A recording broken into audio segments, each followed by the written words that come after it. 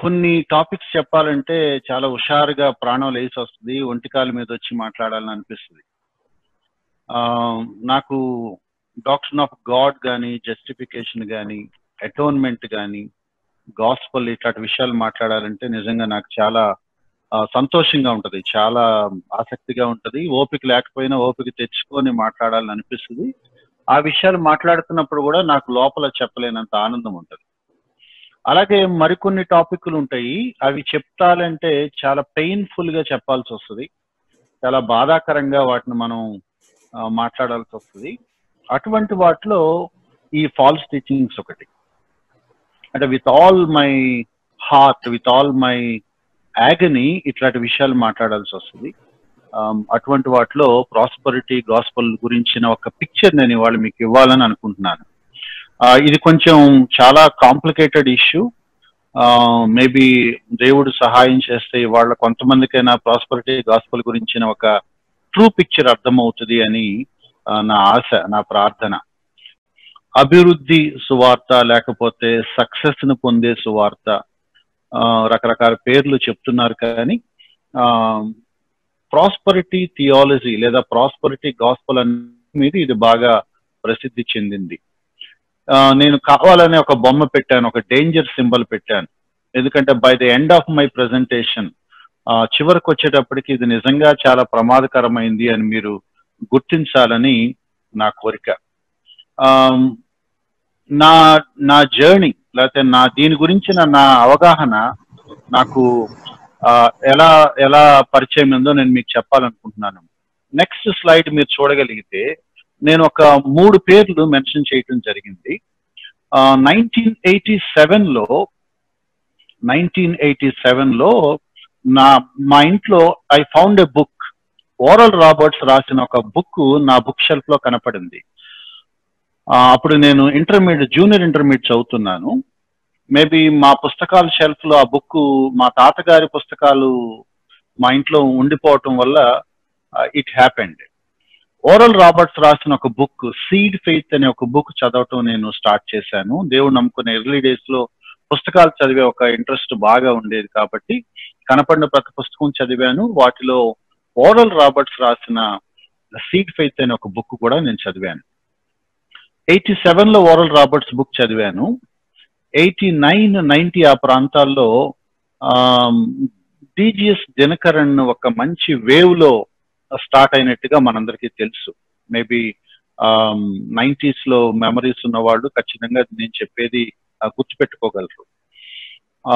Perhaps the first person in India who widely use television in ministry.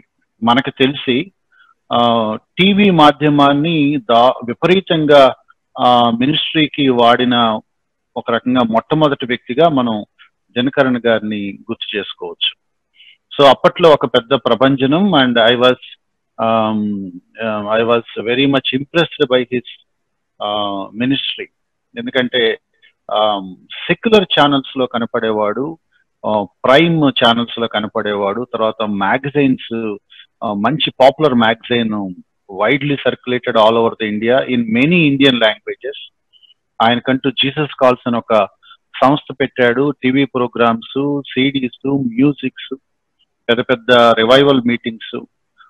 90s ఒక రకంగా చెప్పాలంటే దినకరన్ గారికి ఒక పెద్ద గోల్డెన్ పీరియడ్ అనమాట. అంటే ఆయన ఓవరాల్ గా ఇండియాని ఇన్ఫ్లుయెన్స్ చేసిన టైం అనమాట. అయితే నిదానంగా నేను వాటిని అబ్జర్వ్ చేస్తున్న టైంలో 90s లోనే, మరి మీలో కొంతమంది గుర్తుండొచ్చు, సిటీ కేబుల్ కల్చర్ మెల్లగా డెవలప్ అయ్యాక,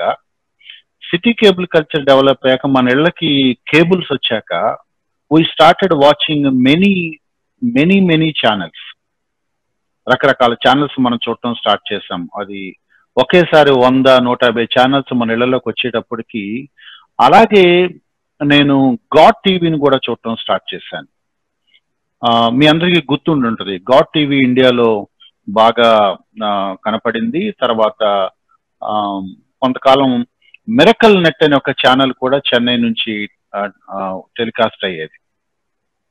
so God TV, miracle net ఇవన్నీ చూస్తున్నప్పుడు నాకు మెల్లగా కొన్ని విషయాలు అర్థం అవటం స్టార్ట్ అయినాయి. నేను దినకరన్ గారి మినిస్ట్రీ గురించి తెలియకుండానే నేను దాన్ని ఫాలో అవుతున్నప్పుడు నాకు అర్థమైంది ఏంటంటే, దినకరన్ గారు ఓరల్ రాబర్ట్స్ ని ఇమిటేట్ చేస్తున్నాడా అనే ఒక చిన్న సందేహం కలిగింది. తర్వాత నేను రకరకాల పరిస్థితుల్లో వీటిని గురించి నేను స్టడీ చేయాల్సి వచ్చినప్పుడు నా నా థాట్ కరెక్టే అని నాకు అర్థమైంది. దినకరన్ గారు ఓరల్ రాబర్ట్స్ ని ఇమిటేట్ చేయటం, మేబీ ఓరల్ రాబర్ట్స్ గురించి మీకు తెలుసుంటే గనక దినకరన్ గారు ఏం చేశారో మీకు అర్థమవుతుంది. సో ఒక రకంగా ఓరల్ రాబర్ట్స్ ని దినకరన్ గారు కొంచెం ఇమిటేట్ చేశాడు. ఆ తర్వాత దినకరన్ గారిని చాలా మంది ఇమిటేట్ చేసినట్లుగా మనం చూస్తాం. దినకరన్ గారు ముందు కూడా చాలా మంది ఉన్నారు, కానీ బాగా ఒక ఎఫెక్టివ్ గా ఇంపాక్ట్ చూపించిన పాపులర్ ఫిగర్ దినకరన్ గారే. ఓరల్ రాబర్ట్స్ కి తన కొడుకు ఉండేవాడు. ఆయన మెల్లగా తన కొడుకుని ఎట్లాగైతే మినిస్ట్రీలోకి తీసుకొచ్చి ఇంట్రడ్యూస్ చేశాడో, అలాగే దినకరన్ గారు కూడా ఆయన తన కుమారుని తీసుకొచ్చి ఇంట్రడ్యూస్ చేశారు. ఓరల్ రాబర్ట్స్ ఏ టైప్ ఆఫ్ మినిస్ట్రీ చేశాడో దినకరన్ కూడా ఆ టైప్ ఆఫ్ మినిస్ట్రీ చేశారు. ఓరల్ రాబర్ట్స్ ఒక యూనివర్సిటీ స్టార్ట్ చేశాడు. దినకరన్ గారు కూడా ఒక యూనివర్సిటీ, కారింజియా యూనివర్సిటీ అని ఒకటి స్టార్ట్ చేశాడు. ఆయన ఓరల్ రాబర్ట్స్ యూనివర్సిటీ స్టార్ట్ చేస్తే ఈయన కారింజియా యూనివర్సిటీ స్టార్ట్ చేశాడు. ఆయన ఆల్మోస్ట్ ఆయన టీవీ ప్రోగ్రామ్స్ ఎలా ఉంటాయో ఈయన టీవీ ప్రోగ్రామ్స్ కూడా అలాగే ఉండటం, ఇవన్నీ కూడా నాకు తెలియకుండా వీటి వెనకాల జరుగుతున్న ప్యాటర్న్స్, ఈ డాక్టరినల్ థింగ్స్, ఈ ట్రెండ్ లాగా వచ్చిన, ఈ వేవ్ లాగా వచ్చిన ఈ మినిస్ట్రీ టీచింగ్ వెనకాల ఏంటి అని చెప్పేసి, ఎందుకంటే అప్పటికే some people are criticizing the way he had been ministering. ఆ ప్లాన్స్, ఆ పథకాలు, ఆ బ్లెస్సింగ్ కోసం చేసే పనులు, ఆ స్కీములు ఇవన్నీ విమర్శకు గురైనప్పుడు వాటి గురించి నేను మనసు పెట్టాల్సి వచ్చింది, పెట్టాను. అదే టైంలో ఒక కపుల్ ఆఫ్ ఇయర్స్ టైంలో అటు ఇటుగా మేబీ 93, 94 ఆ టైంలో పాల్ యాంగిచో గారు రాసిన 4th డైమెన్షన్ అనే పుస్తకం కూడా నా దృష్టికి వచ్చింది. సో అప్పుడు మా EU బైబిల్ స్టడీస్ లో దీని గురించిన బాగా డిస్కషన్ జరిగింది. ఒకనొక టైంలో we are advised by our graduates, by our elders, not to read that particular book. Paul Yonggi Cho గారు రాసిన 4th డైమెన్షన్, 4వ కోణం అనే బుక్ చదవద్దు, అది క్వైట్ అన్బిబ్లికల్, కాబట్టి ఆ బుక్ చదవద్దు అని కొంతమంది పెద్దలు మాకు ఎప్పుడైతే అడ్వైజ్ చేశారో, ఎందుకు చదవద్దు అన్నారు, ఏముంది అందులో అని నేను పని కట్టుకొని చదివాను. Because I want to know in what way it is wrong, in what way it is unbiblical. So ఎప్పుడైతే నేను పాల్ యాంగిచో గారి బుక్ కూడా చదివానో, మెల్లగా పీసెస్ అన్ని దగ్గరికి రావటం జరిగాయి. I observed a common phenomena or common pattern among oral Roberts, Dinakaran garu and Paul Angicho garu. Then I started examining the teachings of different people, where I came to know that it is a doctrine called word of faith. So word of faith ane oka doctrine nu baga vyapinchina sandarbham manam చూస్తున్నాం అన్నమాట. నేను next slide లో మీకు తెలిసిన కొన్ని పేర్లు పెడుతున్నాను. మీకు ఆల్రెడీ నా ఇంట్రడక్షన్ మీకు అర్థమైంది కాబట్టి. Trinity broadcasting network, the biggest Christian channel in the world. తర్వాత మనకు తెలిసిన గాడ్ టీవీ, కొంతకాలం వచ్చి ఆగిపోయిన మిరకల్ నెట్, ఇప్పుడు మిరకల్ నెట్ లేదు. అట్లాంటి ఛానల్ ని ఇమిటేట్ చేసే కొన్ని అదర్ ఛానల్స్ ఉన్నాయి, కానీ ఇండియాలో పర్హాప్స్ మనకు తెలిసిన క్రిస్టియన్ ఛానల్ మిరకల్ నెట్. ఇతర దేశాల నుంచి మన టెలికాస్ట్ అయింది గాడ్ టీవీ. బాగా పాపులర్, వరల్డ్ వైడ్ గా పాపులర్ అయింది ట్రినిటీ బ్రాడ్కాస్టింగ్ నెట్వర్క్. నేను ఇవన్నీ కాన్స్టెంట్ గా కొంతకాలం పాటు, కొంతకాలం కాదు కొన్ని సంవత్సరాల పాటు, ఆ మాటకు వస్తే ఇప్పటికీ నేను గాడ్ టీవీని నేను కొంచెం అబ్జర్వ్ చేస్తూనే ఉన్నాను. ఇవన్నీ మూకుమ్మడిగా పనిగట్టుకొని వర్డ్ ఆఫ్ ఫెయిత్ అనే ఒక డాక్ట్రిన్ ని ప్రమోట్ చేస్తున్నాయి అని నాకు అర్థమైంది. దాని ఫౌండర్స్, ఆ ఛానల్లో వచ్చే ఆల్మోస్ట్ ఎవ్రీ స్పీకర్ పని కట్టుకొని ఒక డాక్టరీని వాళ్ళు ప్రమోట్ చేస్తున్నారు అని నాకు అర్థమైంది.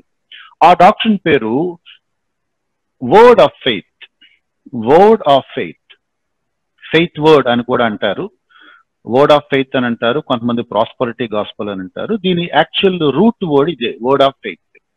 ఎందుకు వర్డ్ ఆఫ్ ఫెయిత్ అని అన్నారంటే విశ్వాసంతో నువ్వు పలికే ఒక మాట, అది దాని మీనింగ్. వర్డ్ ఆఫ్ ఫెయిత్ అంటే విశ్వాసంతో నువ్వు పలికే మాట. విశ్వాసంతో నువ్వు పలికే మాటతో ఏం జరుగుద్ది అనే దాంట్లోంచే ఈ విచిత్రమైన ఒక డాక్టరీన్ పుట్టుకొచ్చింది. ఈ వర్డ్ ఆఫ్ ఫెయిత్ పెంటికోస్టలిజం లోంచి ఒక షేప్ తీసుకుంది. నిజానికి వర్డ్ ఆఫ్ ఫెయిత్ స్టార్ట్ చేసిన వాళ్ళందరూ, వర్డ్ ఆఫ్ ఫెయిత్ ని ఎంబ్రేస్ చేసిన వాళ్ళందరూ కూడా 100% మంది పెంటికోస్టల్ బ్యాక్గ్రౌండ్ వాళ్ళే ఉన్నారు. ఆ తర్వాత నిదానంగా పెంటికోస్టలిజం లో కూడా కొంచెం డిగ్నిఫైడ్ గా, ఎడ్యుకేటెడ్ గా, సొఫిస్టికేటెడ్ గా, పాష్ గా కనపడే ఒక బ్యాచ్ తయారయ్యారు. అసెంబ్లీస్ ఆఫ్ గాడ్ అనే వాళ్ళు కూడా ఇప్పటికీ వర్డ్ ఆఫ్ ఫెయిత్ ని పాటిస్తున్నారు. నాకు తెలిసి మన ఇండియాలో ఎక్కడెక్కడైతే ఏ చర్చ్కైనా అసెంబ్లీస్ ఆఫ్ గాడ్ అనే ఒకవేళ ఏజీ చర్చెస్ అని అంటాం, ఏజీ చర్చ్ అనే పేరు గనక ఉంటే మీరు కొంచెం సెన్సిటివ్ గా అబ్జర్వ్ చేస్తే I'm sure 90% of the AG churches serious గా వర్డ్ ఆఫ్ ఫెయిత్ నే పాటిస్తాయి, వాటినే బోధిస్తాయి. ఆ పదాలు వాళ్ళు వైజ్ గా తెలివిగా చెప్పకుండా ఉన్నా కూడా బట్ ఆ డాక్టర్నే బోధిస్తారు. ఒక ఏజీ చర్చ్కి వెళ్ళే ఒక సిస్టర్ తో నేను మాట్లాడినప్పుడు ఆమె చెప్పింది, అన్న మీరు చెప్పినవన్నీ వీళ్ళు బోధిస్తున్నారు కానీ ఆ టెర్మినాలజీ విషయంలో చాలా జాగ్రత్త పడుతున్నారు అని. వీళ్ళు ఒక స్ట్రాటజిక్ గా ఈ బోధలు చేస్తున్నారు అనేది నా పరిశీలనలో అర్థమైంది. రాను ఇది ఎంతగా స్ప్రెడ్ అయిపోయిందంటే పెంటికోస్టల్స్ మాత్రమే కాదు, అసెంబ్లీస్ ఆఫ్ గాడ్ మాత్రమే కాదు, దీని ఇంపాక్ట్, దీనివల్ల వచ్చే బెనిఫిట్స్, దీనివల్ల వచ్చే నేమ్ కానీ, మనీ కానీ, రీచ్ కానీ, ఇవన్నీ చూశాక చాలా మంది ఇండిపెండెంట్ చర్చ్ పాస్టర్స్ కూడా టెంప్ట్ అయ్యి వాళ్ళ తెలిసిన వాక్యాన్ని పక్కన పెట్టి ఈ దుర్బోధని ఎంబ్రేస్ చేసుకోవడం స్టార్ట్ చేశారు. ఎందుకంటే దీనివల్ల వాళ్ళకి వచ్చే ఫినాన్షియల్ బెనిఫిట్స్ కానీ, లైఫ్ స్టైల్ కానీ చాలా బాగుందని వాళ్ళకి అనిపిస్తుంది కాబట్టి, బెనిఫిషియల్ గా, ప్రాఫిటబుల్ గా ఉంది కాబట్టి చాలా మంది ఇండిపెండెంట్ చర్చ్ పాస్టర్స్ కూడా ఈ డాక్టరీని ఎంబ్రేస్ చేశారు. కొంతమందిని మనం క్వశ్చన్ చేస్తే కూడా వాళ్ళు ఏమంటారంటే ప్రస్తుతం ఇది ట్రెండ్ బ్రదర్, కాబట్టి మనం కూడా ఆ ట్రెండ్ లో వెళ్ళాలి, అలా వెళ్తేనే మనకి డబ్బులు వస్తాయని మాట్లాడే పాస్టర్స్ కూడా నేను విన్నాను వాళ్ళు నాతో చెప్పినప్పుడు. సో ఇది basic introduction of what's happening with this doctrine. నేను కొంచెం దీని డెఫినేషన్ చెప్పే ప్రయత్నం చేస్తాను. వర్డ్ ఆఫ్ ఫెయిత్ అనే మాటలో విశ్వాసంతో పలికే మాటలోంచి వచ్చే ఫలితాల గురించి చెప్పే ఒక సిద్ధాంతం ఇది. నెక్స్ట్ స్లైడ్ కనుక మీరు చూడగలిగితే నేను ఒక స్ట్రాంగ్ సెంటెన్స్ ఒకటి రాశాను. ఈ ప్రాస్పరిటీ గాస్పల్ లేదా హెల్త్ వెల్త్ గాస్పల్ అని కూడా అంటారు. అంటే వాళ్ళ ఫోకస్ హెల్త్ మీద ఉంటుంది, వెల్త్ మీద ఉంటుంది. ప్రాస్పరిటీ, అందరూ ప్రాస్పరస్ గా తయారవ్వాలి, అందరూ ఆర్థికంగా బాగా స్థిరపడాలి, ఎవరికి అనారోగ్యాలు రాకూడదు, అందరికీ పూర్తి ఆరోగ్యం ఉండాలి, ఏ ప్రమాదాలు జరగకూడదు, ఆర్థికంగా ఏ లోటు ఉండకూడదు, లగ్జరీగా ఉండాలి, రిచ్ గా ఉండాలి, ధనవంతులుగా జీవించాలి, అన్ని సుఖాలు జీవితంలో అనుభవించాలి. ఈ మాటలు ఈ డాక్టరీలో మనం వింటాం. అయితే పేరుకి మనకు వినపడేది చాలా చోట్ల ప్రాస్పరిటీ ఏముంది, నిజమే కదా, దేవుడు మనం సంతోషంగా ఉంటే దేవుడు కాదని అనడు కదా, దేవుడు మనకు ఆరోగ్యాన్ని ఇస్తాడు కదా, దేవుడు మనం దీవిస్తాడు కదా, బ్లెస్సింగ్స్ ఇస్తాడు కదా, తప్పే ఉంది, మంచి ఉద్యోగాలు ఇస్తాడు దేవుడు, మన మంచి జీతాలు ఇస్తాడు, మంచి ఇల్లు కట్టుకుంటాము, ఒక కారు కొనుక్కుంటాము, తప్పే ఉంది, మంచి బట్టలు వేసుకుంటాము, తప్పే ఉంది, మంచి ఫుడ్ తింటాము, తప్పే ఉంది అని చాలా మంది ఆలోచిస్తూ ఉంటారు. తప్పేం కాదు, దేవుడు డెఫినెట్ గా బ్లెస్ చేస్తాడు, మనకు ఒక మంచి లైఫ్ ఇస్తాడు, బైబిల్ చెప్తుంది అన్నమాట, నేను అది కాదంటలేదు. కానీ వర్డ్ ఆఫ్ ఫెయిత్ డాక్టరీన్ లో పైకి ఈ రెండు మాటలతోనే వాళ్ళు మనల్ని మోసం చేస్తున్నారు, కానీ మనకు తెలియకుండా వాళ్ళు బోధించే విషయాలు చాలా ఉన్నాయి. దేవుడు ఆరోగ్యం ఇస్తాడా అంటే నేను కాదనను. దేవుడు డెఫినెట్ గా ఆరోగ్యం ఇస్తాడు. దేవుడు స్వస్థపరుస్తాడా? డెఫినెట్ గా స్వస్థపరుస్తాడు. దేవుడు ఆర్థికంగా మనం బ్లెస్ చేస్తాడా? డెఫినెట్ గా బ్లెస్ చేస్తాడు. నేను కాదని అంటలేదు. I'm not against prosperity. దేవుడు మనల్ని ప్రాస్పరస్ గా ఉంచుతాడు అనే విషయంలో నేను ఎప్పుడు కాదని అనను. కానీ ప్రాస్పరిటీ పేరు మీద వాళ్ళు బోధించే ఇతర సంగతులు చాలా సార్లు వెలుగులోకి రావట్లేదు. అందుకనే ఒక కాంప్లికేటెడ్ స్టేట్మెంట్ రాశాను, మీరు చూడండి. ఏ మల్టీఫాసిటెడ్, ఆ స్పెల్లింగ్ మిస్టేక్ ఉంది, ఏ మల్టీఫాసిటెడ్ అబరెంట్ పర్వర్సివ్ డిస్ట్రక్టివ్ హెరసీ. మల్టీఫాసిటెడ్, బోల్డ్ అని కోణాలు ఉన్నాయి ఈ డాక్ట్రిన్ లో.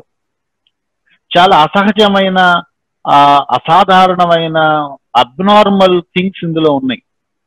పర్వర్సివ్, పక్కదారి పట్టించే, వక్రీకరించే, ఈవిల్ కి సంబంధించిన విషయాలు ఉన్నాయి.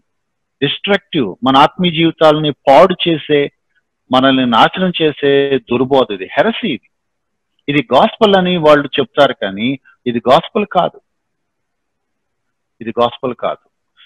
పేరుకి ప్రాస్పరిటీ గాస్పల్, హెల్త్ గురించి, వెల్త్ గురించి, దేవుడు నమ్ముకుంటే మీకు ఆరోగ్యం వస్తుంది, దేవుడు నమ్ముకుంటే మీకు ఆశీర్వాదాలు వస్తాయని చెప్పేది పైపూత మాటే, ఫస్ట్ లైనే.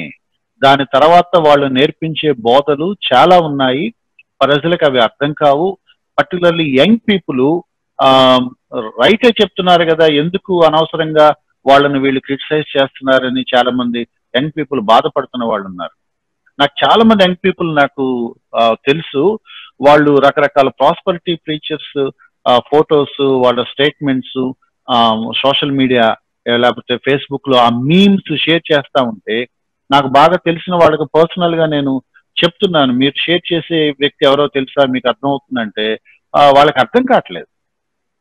అది చాలా డేంజరస్. మీరు ఆ బోధ ఫాలో అవ్వద్దు, అతని స్టేట్మెంట్స్ ఫాలో అవ్వద్దు, అతని కోట్స్ మీరు షేర్ చేయొద్దు, అతని రైటింగ్స్ చదవద్దు అని చెప్పినా కూడా ఎందుకు అన్న ఇలా చెప్తున్నాడు, మంచిదే కదా, దేవుడు బ్లెస్ చేస్తాడు కదా, మంచి సక్సెస్ఫుల్ లైఫ్ ఇస్తాడు కదా, వాట్స్ రాంగ్ ఇన్ ఇట్ అనే యంగ్ పీపుల్ చాలా మంది ఉన్నారు. వాళ్ళకి అర్థం కావట్లేదు. I'm really concern about the youngsters. Prosperity gospel కి, వర్డ్ ఆఫ్ ఫెయిత్ గాస్పల్ కి ఫస్ట్ దొరికిపోయే వాళ్ళు ఎవరంటే young people. Because they want a happy life, they want a bright career, they want a prosperous life. వాళ్ళు త్వరగా దొరికిపోతున్నారు. నేను ఈరోజు నా ప్రయత్నం ఏంటంటే, ఈ ప్రాస్పరిటీ అనే పదం వెనకాల, హెల్త్ అండ్ వెల్త్ వెనకాల మనకి వాళ్ళు చెప్పకుండా వాళ్ళ సర్కిల్స్ లో మాత్రమే బోధించుకుంటూ ఉండే కొన్ని వియర్డ్ టీచింగ్స్ ని నేను మీకు దృష్టిలో తీసుకురావాలని అనుకుంటున్నాను. ఎందుకంటే వాళ్ళ యూట్యూబ్ వీడియోస్ కానీ, లేకపోతే వాళ్ళ పుస్తకాలు కానీ, వాళ్ళ చర్చ్ లో మాట్లాడుకునే మెసేజ్ కానీ, అవి చాలా వరకు బయటకు రానివ్వరు వాళ్ళు.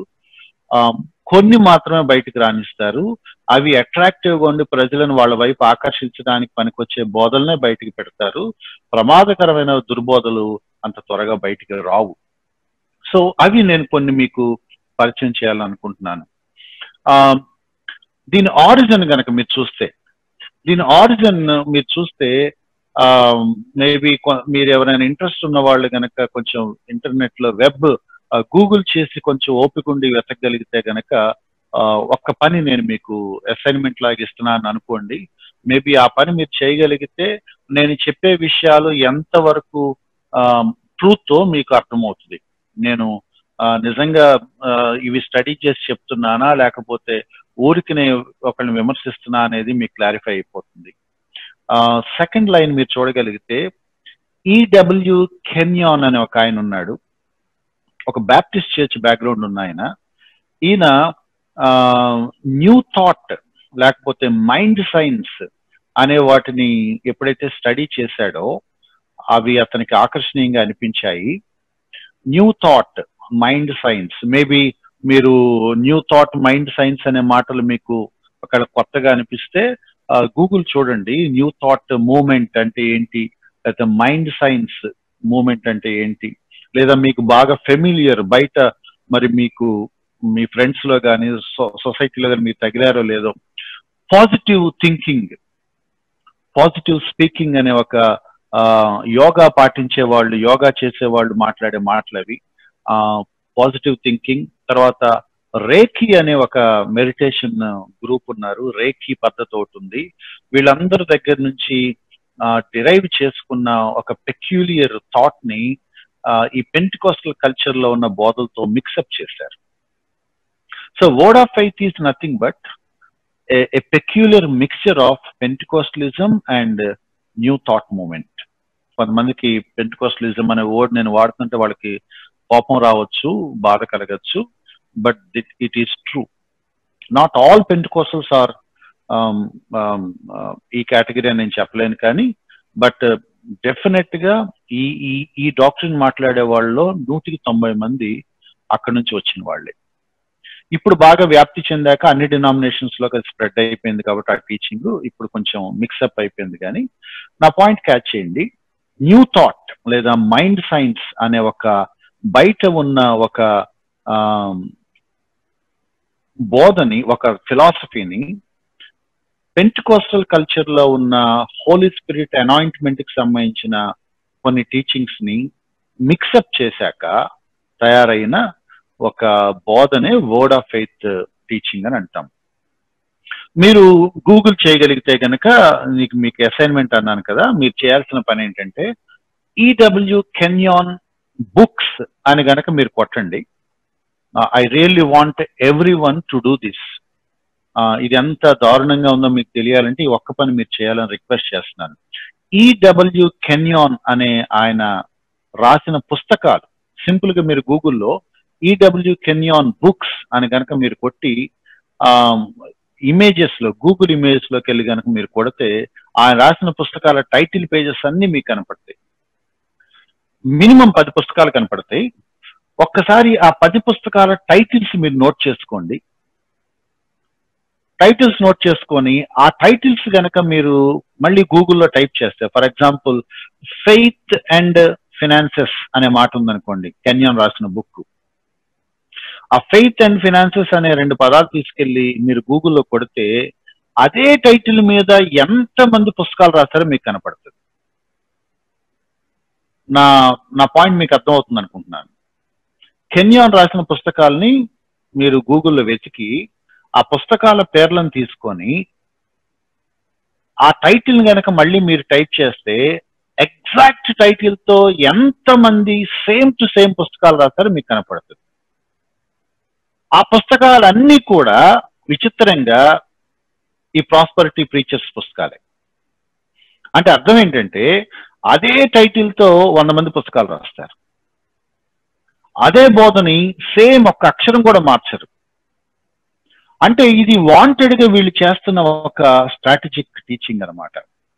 కెన్యాన్ బోధల్నే కెన్నెత్ హ్యాగిన్ బాగా ఇంప్రెస్ అయి తీసుకొని ఇంచుమించు కెన్యాన్ రాసిన టాపిక్స్ అన్నిటినీ మళ్ళీ కెన్నెత్ హ్యాగిన్ తిరగరాశాడు విత్ స్లైట్ చేంజెస్. కొంతమంది ఏమంటారంటే 3 ఉన్నారు, వీళ్ళ 3 దీన్ని ఒక పెద్ద మూమెంట్ లాగా తీసుకెళ్ళటానికి కారణమయ్యారు అని కొంతమంది విశ్లేషకుల అభిప్రాయం. Kenneth Hagin, Copeland, Kenneth Copeland అని కూడా అంటాము. Kenneth Copeland, Frederick Price. మరోవైపు ఓరల్ రాబర్ట్స్, ఇంకోవైపు టొరంటో బ్లెస్సింగ్ అని, లేకపోతే అపోస్టలిక్ చర్చ్ అని చెప్పి ఒక కల్ట్ ఒకటి స్టార్ట్ అయింది అటువైపు. సో ఎవరి పరిధిలో వాళ్ళు వాళ్ళ వియర్డ్ బిహేవియర్స్ ని చేసుకుంటూ పుస్తకాలు రాసుకుంటూ వచ్చేటప్పటికి ఇది వరల్డ్ వైడ్ గా స్ప్రెడ్ అయింది. వీళ్ళ 3 మాటలు నేను ఎందుకు ప్రస్తావించాను, ఇంకా మిగతా వాళ్ళ పేర్లు ఎందుకు పెట్టలేదు అంటే చాలా మంది ఉన్నారు, వీళ్ళ ముందు ఉన్నారు, వీళ్ళ తర్వాత ఉన్నారు. కానీ వీళ్ళ 3 దీన్ని ఒక డాక్టరినల్ షేప్ లోకి, ఒక టీచింగ్ లెవెల్లోకి తీసుకొచ్చారు. అంటే వీళ్ళు రాసిన పుస్తకాలే ఇప్పుడు మనం చెప్పుకుంటున్న సోకాల్డ్ ప్రాస్పరిటీ ప్రీచర్స్ అచ్చంగా చదివేసి లైన్ బై లైన్ మనకి తీర్చేస్తున్నారు. మీరు ఎప్పుడైనా కెన్నెత్ హ్యాగిన్ పుస్తకాలు చదివితే మీకు తెలిసిన ప్రాస్పరిటీ ప్రీచర్ ప్రసంగాలు వింటే కెన్నెత్ హ్యాగిన్ కంటెంటే తిరిగి మళ్ళీ ఆయన చెప్తున్నాడని మీకు అర్థమైపోతుంది. ఒక విచిత్రమైన మాట నేను చెప్పి ముందుకు వెళ్తాను. ప్రాస్పరిటీ బోధకులు ఎవరూ కూడా సొంతగా కొత్తగా ప్రసంగాలు చెప్పరు. వాళ్ళు పుస్తకాల్లో ఏం చదివారో అవే తిరగేసి మళ్ళీ చెప్తా ఉంటారు. కానీ ఆ కంటెంట్ మారదు. అంతకుమించి వాళ్ళు ఎక్కువ చెప్పరు, తక్కువ చెప్పరు. ఇది వాళ్ళని గుర్తుపడతాకి మీకు ఒక బెస్ట్ వే. అయితే వాళ్ళు ఏమని బోధిస్తున్నారో నేను కొన్ని భాగాలుగా నేను మీకు జ్ఞాపకం చేస్తాను, ఎందుకంటే వెరీ కాంప్లికేటెడ్. నేను కొంచెం స్పీడ్గా వెళ్తాను, దయచేసి మీరు నన్ను ఫాలో అవ్వండి. First one faith. ఇందా మనం మాట్లాడుకున్న వాళ్ళ వాళ్ళ వాళ్ళ డాక్టర్ పేరే వర్డ్ ఆఫ్ ఫెయిత్. ఫెయిత్ గురించిన వాళ్ళ నిర్వచనం, ఫెయిత్ గురించిన వాళ్ళ ఆలోచన చాలా దారుణంగా ఉంటుంది. బైబిల్లో విశ్వాసం గురించిన డెఫినేషన్స్ కానీ, విశ్వాసం గురించిన వివరణలు మనం చదువుతా ఉంటే వీళ్ళు చెప్పే ఫెయిత్ కి మనం చదువుకునే ఫెయిత్ కి అది సంబంధం ఉండదు. కానీ ఫెయిత్ పేరు మీద ఎంత దారుణంగా ప్రజల్ని పక్కదారి పట్టిస్తారో వాళ్ళ ప్రసంగాలు వింటే మనకు అర్థం అవుతుంది. నేను క్లుప్తంగా 4 మాటలు చెప్పి ముందుకు వెళ్తాను.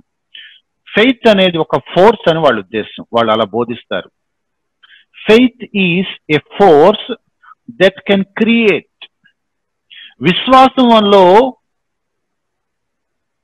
అనేది ఒక శక్తి లాంటిది, లేదా విశ్వాసంలో శక్తి ఉంది. ఆ శక్తి క్రియేట్ చేయగలిగిన శక్తి విశ్వాసానికి ఉంది అని అంటారు వాళ్ళు. అంటే నీ విశ్వాసం అదృశ్యమైన దాన్ని దృశ్యమైనదిగా చేయగలదు అని అంటారు. హెబ్రీ పత్రిక 11వ అధ్యాయం 1 వచనాల్లో ఉన్న ఆ డిస్క్రిప్షన్ ని వాళ్ళు రాంగ్ ఇంటర్ప్రిట్ చేసి ఫెయిత్ ని ఒక పవర్ఫుల్ ఫోర్స్ కింద వాళ్ళు వివరించారు. విశ్వాసానికి ఒక శక్తి ఉంది, విశ్వాసం ఏది అనుకుంటే దాన్ని క్రియేట్ చేయగలదు అని చెప్పారు. అంతటితో ఆగలేదు. విశ్వాసానికి సంబంధించిన కొన్ని లాస్ ఉన్నాయి, కొన్ని సూత్రాలు ఉన్నాయి. ఆ సూత్రాలని దేవుడు కూడా వైలేట్ చేయటానికి లేదు. ఆ లాస్ కి దేవుడు బైండ్ అయిపోయి ఉంటాడు అని వాళ్ళు చెప్తారు. అంటే విశ్వాసాన్ని నువ్వు ఎక్సర్సైజ్ చేసి విశ్వాసంతో కనుక నువ్వు ఒకటి అడిగితే దేవుడిక ఇచ్చి తీరాల్సిందే. వాళ్ళు నార్మల్ గా చెప్పే మాట ఏంటంటే నీ ఫెయిత్ దేవుడిని బైండ్ చేసేస్తుంది. God is bound to do that, God has to do that, God must do that. వాళ్ళు వాడే ఒక మాట ఏంటంటే God is subjective to these laws of faith. విశ్వాసానికి దేవుడు కట్టుబడి ఉంటాడు. మన విశ్వాసంతో ఏదైతే అటెంప్ట్ చేస్తామో దాన్ని దేవుడు ఇవ్వక తప్పదు. ఆయన సావర్నిటీ కూడా అక్కడ పని చేయదు అన్నట్లుగా వాళ్ళు మాట్లాడతారు. అది దేవుణ్ణి అవమానించటం, దేవుణ్ణి కించపరచడం తప్ప అందులో ఏమీ లేదు. మీరు బయట వినపడే కొన్ని ఫేమస్ స్టేట్మెంట్స్ విన్నారో లేదో, faith moves the hand of God. మీరు ఎప్పుడైనా విన్నారో లేదో, faith moves the hand of God. దాన్ని కొంచెం మార్చి ప్రేయర్ కి పెడతారు, prayer moves the hand of God అని. ఇది ఇక్కడి నుంచి వచ్చిన ఒక థాటే. అంటే విశ్వాసం దేవుణ్ణి కదుపుతుంది. విశ్వాసంతో నువ్వు చేసే ప్రేయర్ దేవుడి చేతిని కదుపుతుంది. అంటే ఆ చెయ్యి ఆయనకి తెలియకుండా దానంతట అదే పైకి లేచిపోతుంది అనమాట. ఇక ఆయన నీకు ఆన్సర్ ఇవ్వకుండా ఉండలేడు. వాళ్ళు రెగ్యులర్ గా వాడే మరొక ఫ్రేజ్ ఏంటంటే ఫెయిత్ యాక్టివేట్స్ గాడ్. విశ్వాసం దేవుణ్ణి కదిలిస్తుంది, దేవుడిలో చలనాన్ని తీసుకొస్తుంది. ఆయన ఒక ఏమంటాము నిశ్చలంగా ఒక డల్ గా ఉన్న స్థితిలో ఉన్న ఆయన్ని యాక్టివేట్ చేసి ఆయనను యాక్షన్ లోకి తీసుకొస్తుంది. అంటే నువ్వు అనుకున్న ప్రార్థనాంశం నెరవేరటానికి దేవుడిని ప్రెషర్ చేస్తుంది. దేవుడు దానికి ఆన్సర్ ఇవ్వకుండా ఉండలేడు. ఇది వాళ్ళు విశ్వాసం వెనకాల వాళ్ళు చెప్పే డెఫినేషన్. మీరు కావాలంటే ఫెయిత్ గురించి వాళ్ళు మాట్లాడేటప్పుడు ఆ టెర్మినాలజీ మీరు చూస్తే ఇంచుమించు ఈ మాటలే మీకు కనపడతాయి. కెన్నెత్ కోప్లాండ్ అని ఆయన ఒక స్టేట్మెంట్ రాశాడు. కింద నేను 2 లైన్స్ లో చిన్న అక్షరాలతో రాశాను, మేబీ మీకు కనపడుతుందని అనుకుంటాను.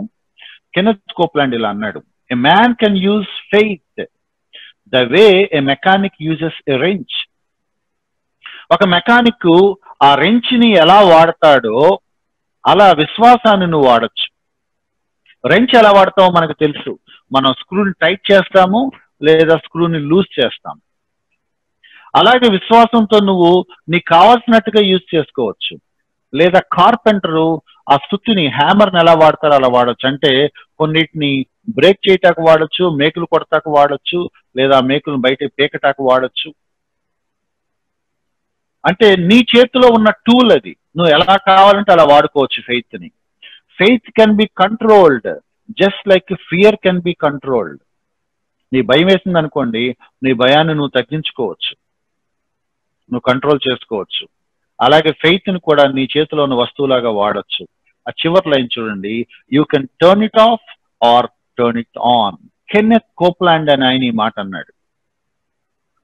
నువ్వు ఎప్పుడు కావాలంటే అప్పుడు ఫెయిత్ ని ఎలా కావాలంటే అలా వాడుకోవచ్చు అని ఆయన చెప్తున్నాడు. నేను ఇప్పటివరకు మాట్లాడిన మాటల్లో విశ్వాసానికి సంబంధించి ఏది కూడా బైబిల్ ఇలా చెప్పట్లేదు. ఇది వాళ్ళ మొట్టమొదటి లెసన్ అన్నమాట, ఫెయిత్ గురించి వాళ్ళు నేర్పించే లెసన్. నెక్స్ట్ వాళ్ళు నేర్పించే మరొక ఇంపార్టెంట్ పాయింట్ ఏంటంటే స్పీచ్. స్పీచ్ వాళ్ళు చెప్పే ఒక మాట, ఆ వర్డ్ మనకు గుర్తుంది కదా, వర్డ్ ఆఫ్ ఫెయిత్. ఫెయిత్ అంటే మాట్లాడుకున్నాం, ఫెయిత్ అంటే ఒక ఫోర్స్. ఆ ఫోర్స్ మనం వాడినప్పుడు దేవుడు కూడా దానికి లోబడక తప్పదు. ఆ ఫెయిత్ ని ఎలా వాడతావు? ఆ విశ్వాసాన్ని ఉపయోగించి నువ్వు స్పీచ్ వాడతావు, వర్డ్ వాడతావు, నీ మాటను వాడాలి. అంటే వాళ్ళ ఉద్దేశం ఏంటంటే నాలుకకి పవర్ ఉంది అని వాళ్ళ statement. Tongue has creative power, అంటే ఇది క్రియేట్ చేస్తుంది, సృష్టిస్తుంది. యాకోబు పత్రికలో ఉన్న నాలుక గురించిన విషయాలను వీళ్ళు వేరేలాగా ఇంటర్ప్రిట్ చేయటం వల్ల వచ్చిన గలిబిలు అన్నమాట. తర్వాత మన దేవుడు సృష్టికర్త కాబట్టి ఆయన పిల్లలుగా మనకు కూడా సృష్టికర్తకు ఉండాల్సిన లక్షణాలు ఉన్నాయి కాబట్టి మనం కూడా అలాగే చేయాలి.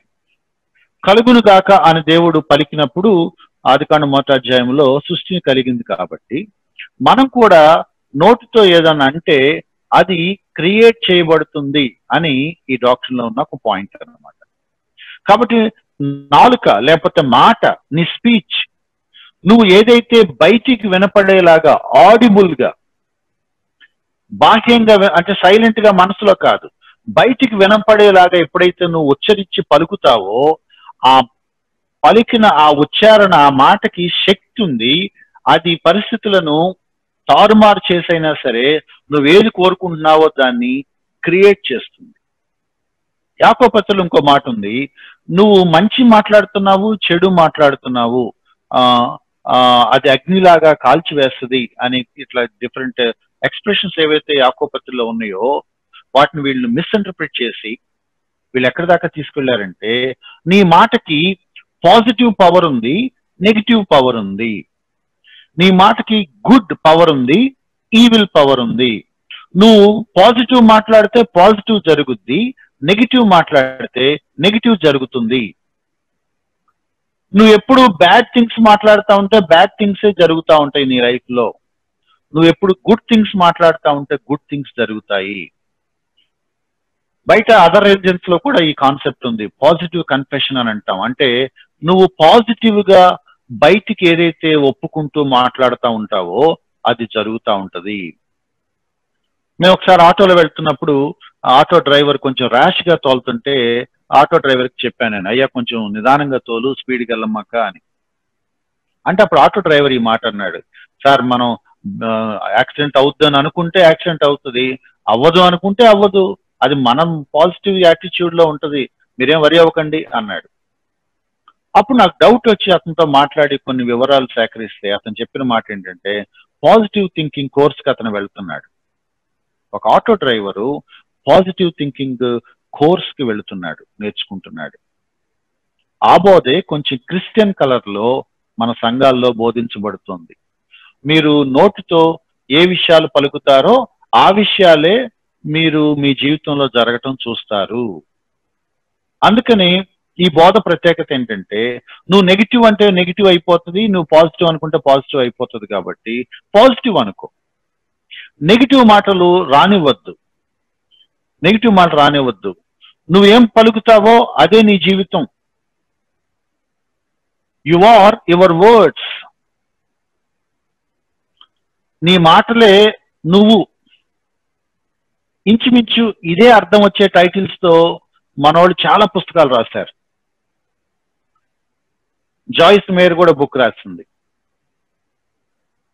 కెనెత్ హ్యాగన్ రాశాడు, కెన్యాన్ రాశాడు, చాలా మంది రాశారు. ఆల్మోస్ట్ ప్రాస్పరిటీ బోధ చేసే వాళ్ళందరూ ఈ టాపిక్ మాట్లాడకుండా ఉండరు. మీకు బాగా పాపులర్ వర్డ్ ఏంటంటే లాస్ట్ పదం మీరు చూస్తే స్పీక్ లైఫ్. ఏ విషయాలనైతే మీరు మాట్లాడదాం అనుకుంటున్నారో ఆ విషయాలకి మీరు పాజిటివ్ గా మాట్లాడాలి. రెండోది హెబ్రీ పత్రికలో ఉంది కదా, అదృశ్యమైనవి ఉన్నవనుటకు రుజువైనది అనే మాటని వాళ్ళు రకరకాలుగా ఇంటర్ప్రిట్ చేసుకొని ఎక్కడి దాకా తీసుకొచ్చారంటే, అది కనపడకుండా ఎక్కడో ఉంది, నీకు కావాల్సింది నువ్వు ఎప్పుడైతే పాజిటివ్ కన్ఫెషన్ తో నీ టంగుకున్న, నీ మాటకున్న శక్తితో, నీ విశ్వాస శక్తితో దాన్ని నువ్వు డిక్లేర్ చేస్తావో అదృశ్యంగా ఉన్నది దృశ్యంలోకి వస్తుంది.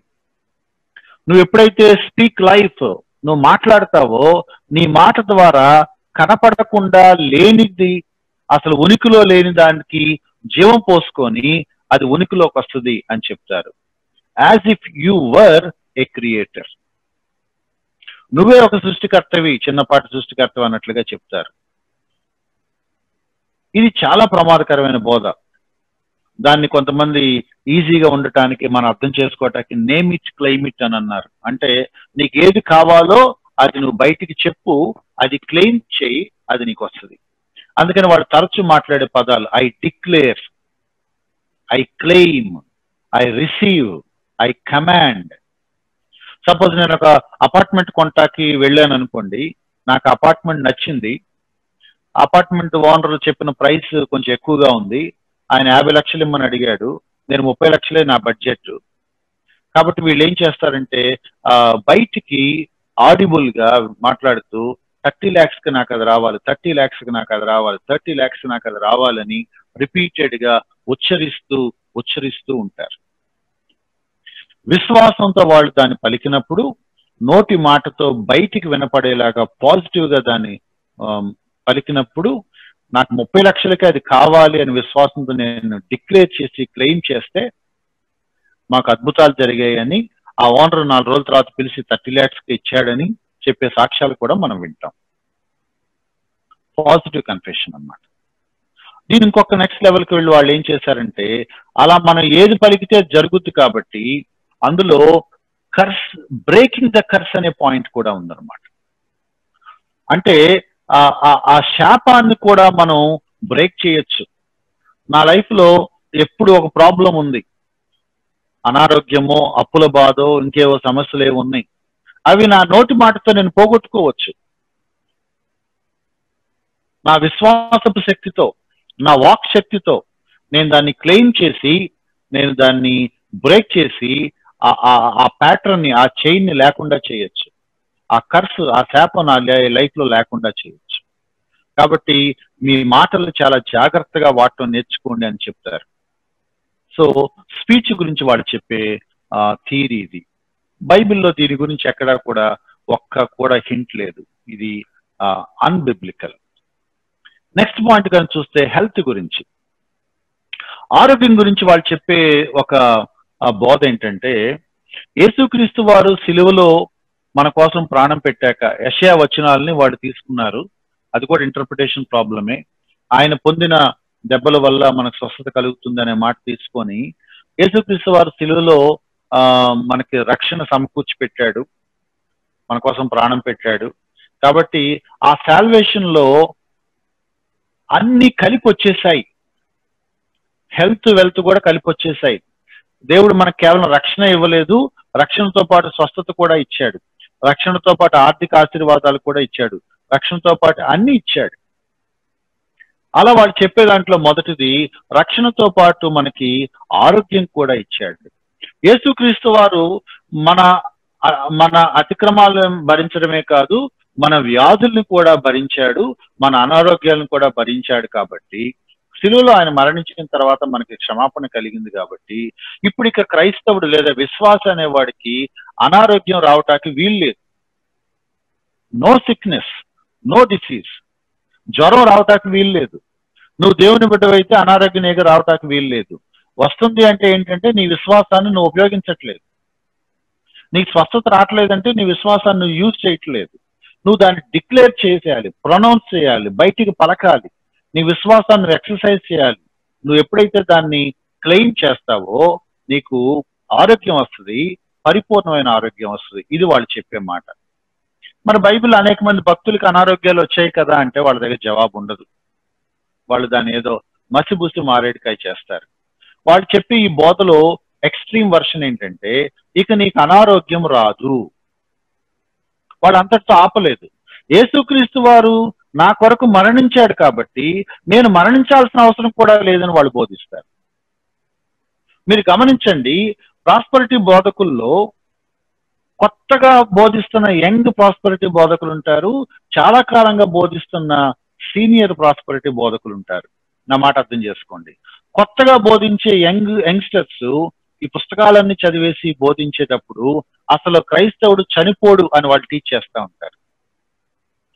మనం చావం, మనం ఇక యేసుక్రీస్తు వారు రక్షించుకున్నాడు, యేసుక్రీస్తు వారి రక్తం వల్ల నా పాపాలు కడగబడ్డాయి, నేను విమోచించబడ్డాను కాబట్టి నాకు మరణం లేదు అని వాళ్ళు అంటారు. కానీ కొంతకాలం తర్వాత వాళ్ళకి అర్థమైపోతుంది మరణించకుండా ఎట్లా ఉంటామని. వాళ్ళకి అర్థమైనప్పుడు మెల్లగా ఈ సీనియర్ పాస్టర్స్ పదం మార్చి ఏమంటారంటే లాంగర్ లైఫ్ అని అంటారు, దీర్ఘాయువిస్తాడు అని చెప్తారు. యంగ్ ప్రీచర్స్ ని మీరు చూడండి, వాళ్ళు అసలు మనం చనిపోము, మన విశ్వాసం వాడటం మనకు రావట్లేదు కానీ విశ్వాసాన్ని సరిగ్గా వాడితే మనం ఎప్పటికీ చనిపోము అని చెప్తారు వాళ్ళు.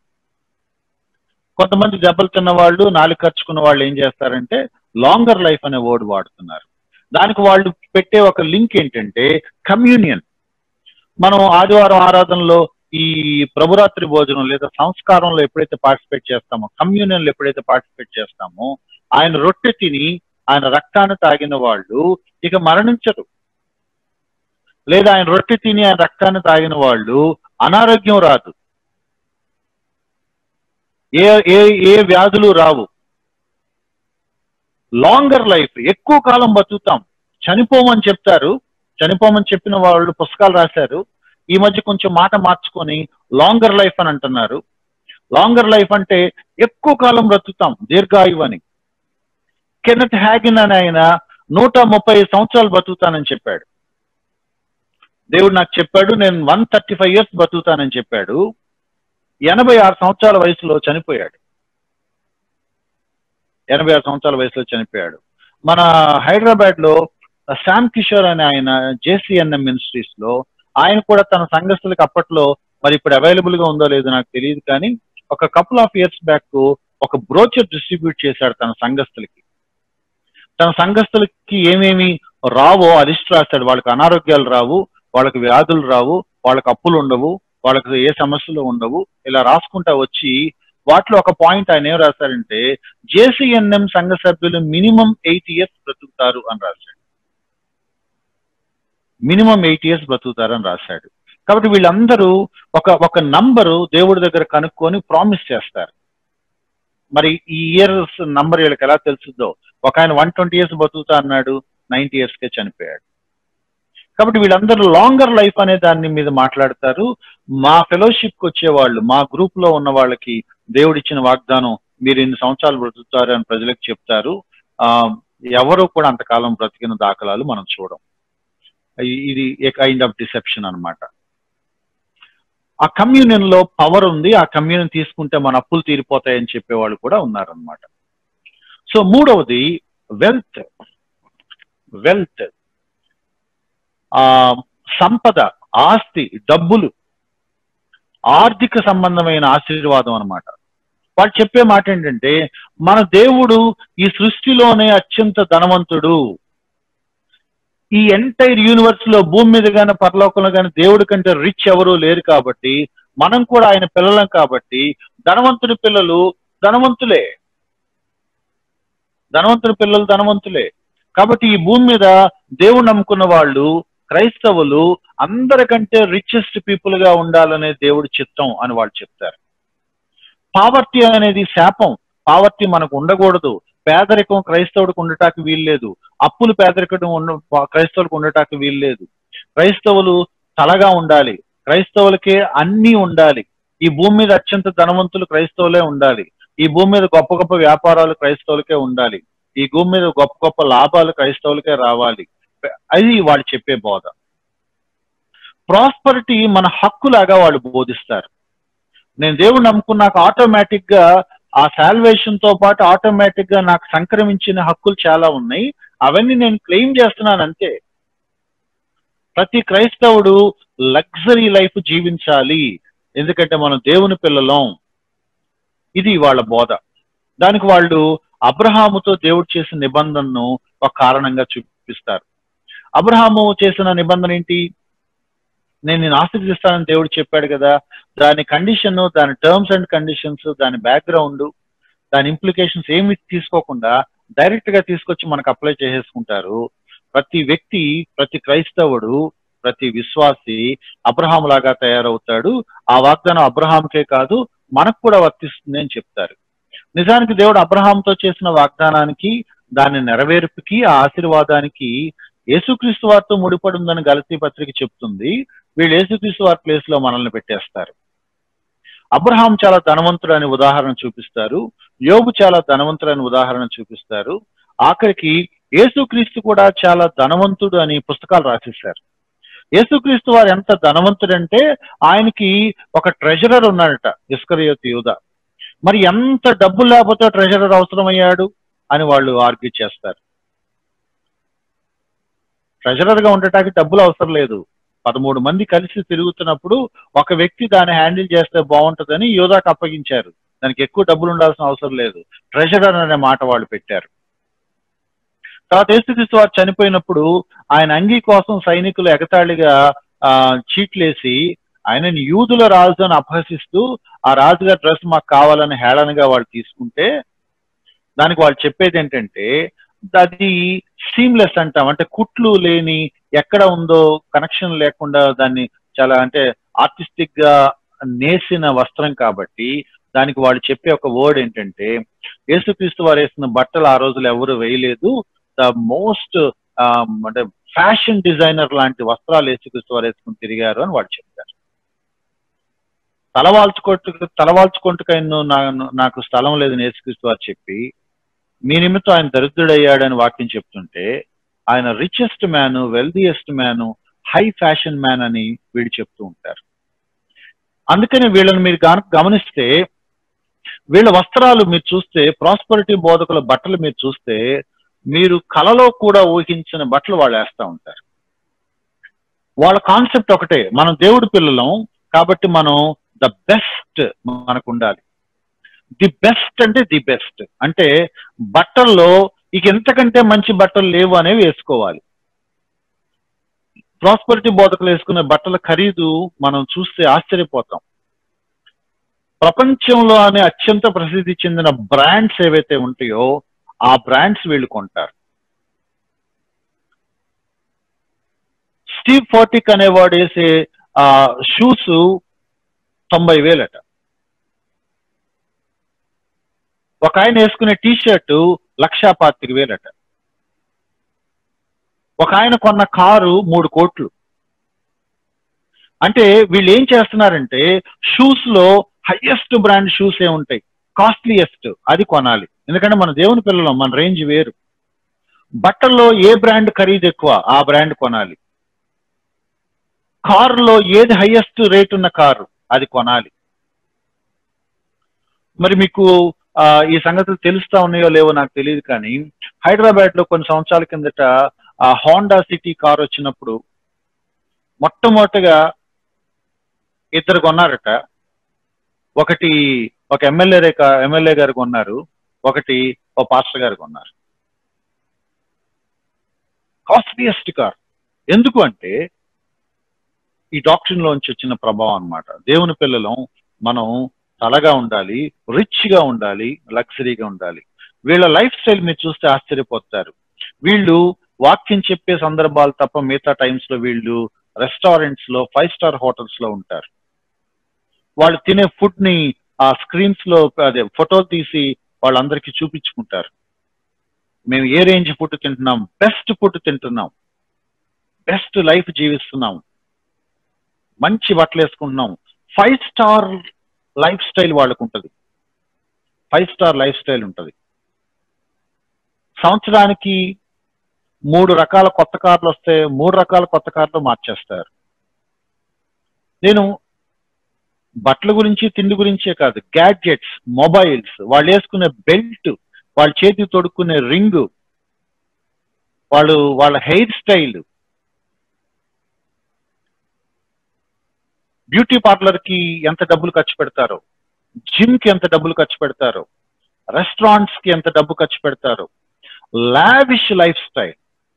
ఎందుకు అనంటే అలా రిచ్ గా బ్రతకమని దేవుడు, తన పిల్లల పట్ల దేవుడు చిత్తం అని వాళ్ళు చెప్తారు. ఈ కాన్సెప్ట్ యంగ్ పీపుల్ కి బాగా నచ్చుతుంది కాబట్టి ఎక్కువ మంది యంగ్ పీపుల్ వాళ్ళని ఫాలో అవుతున్నారు.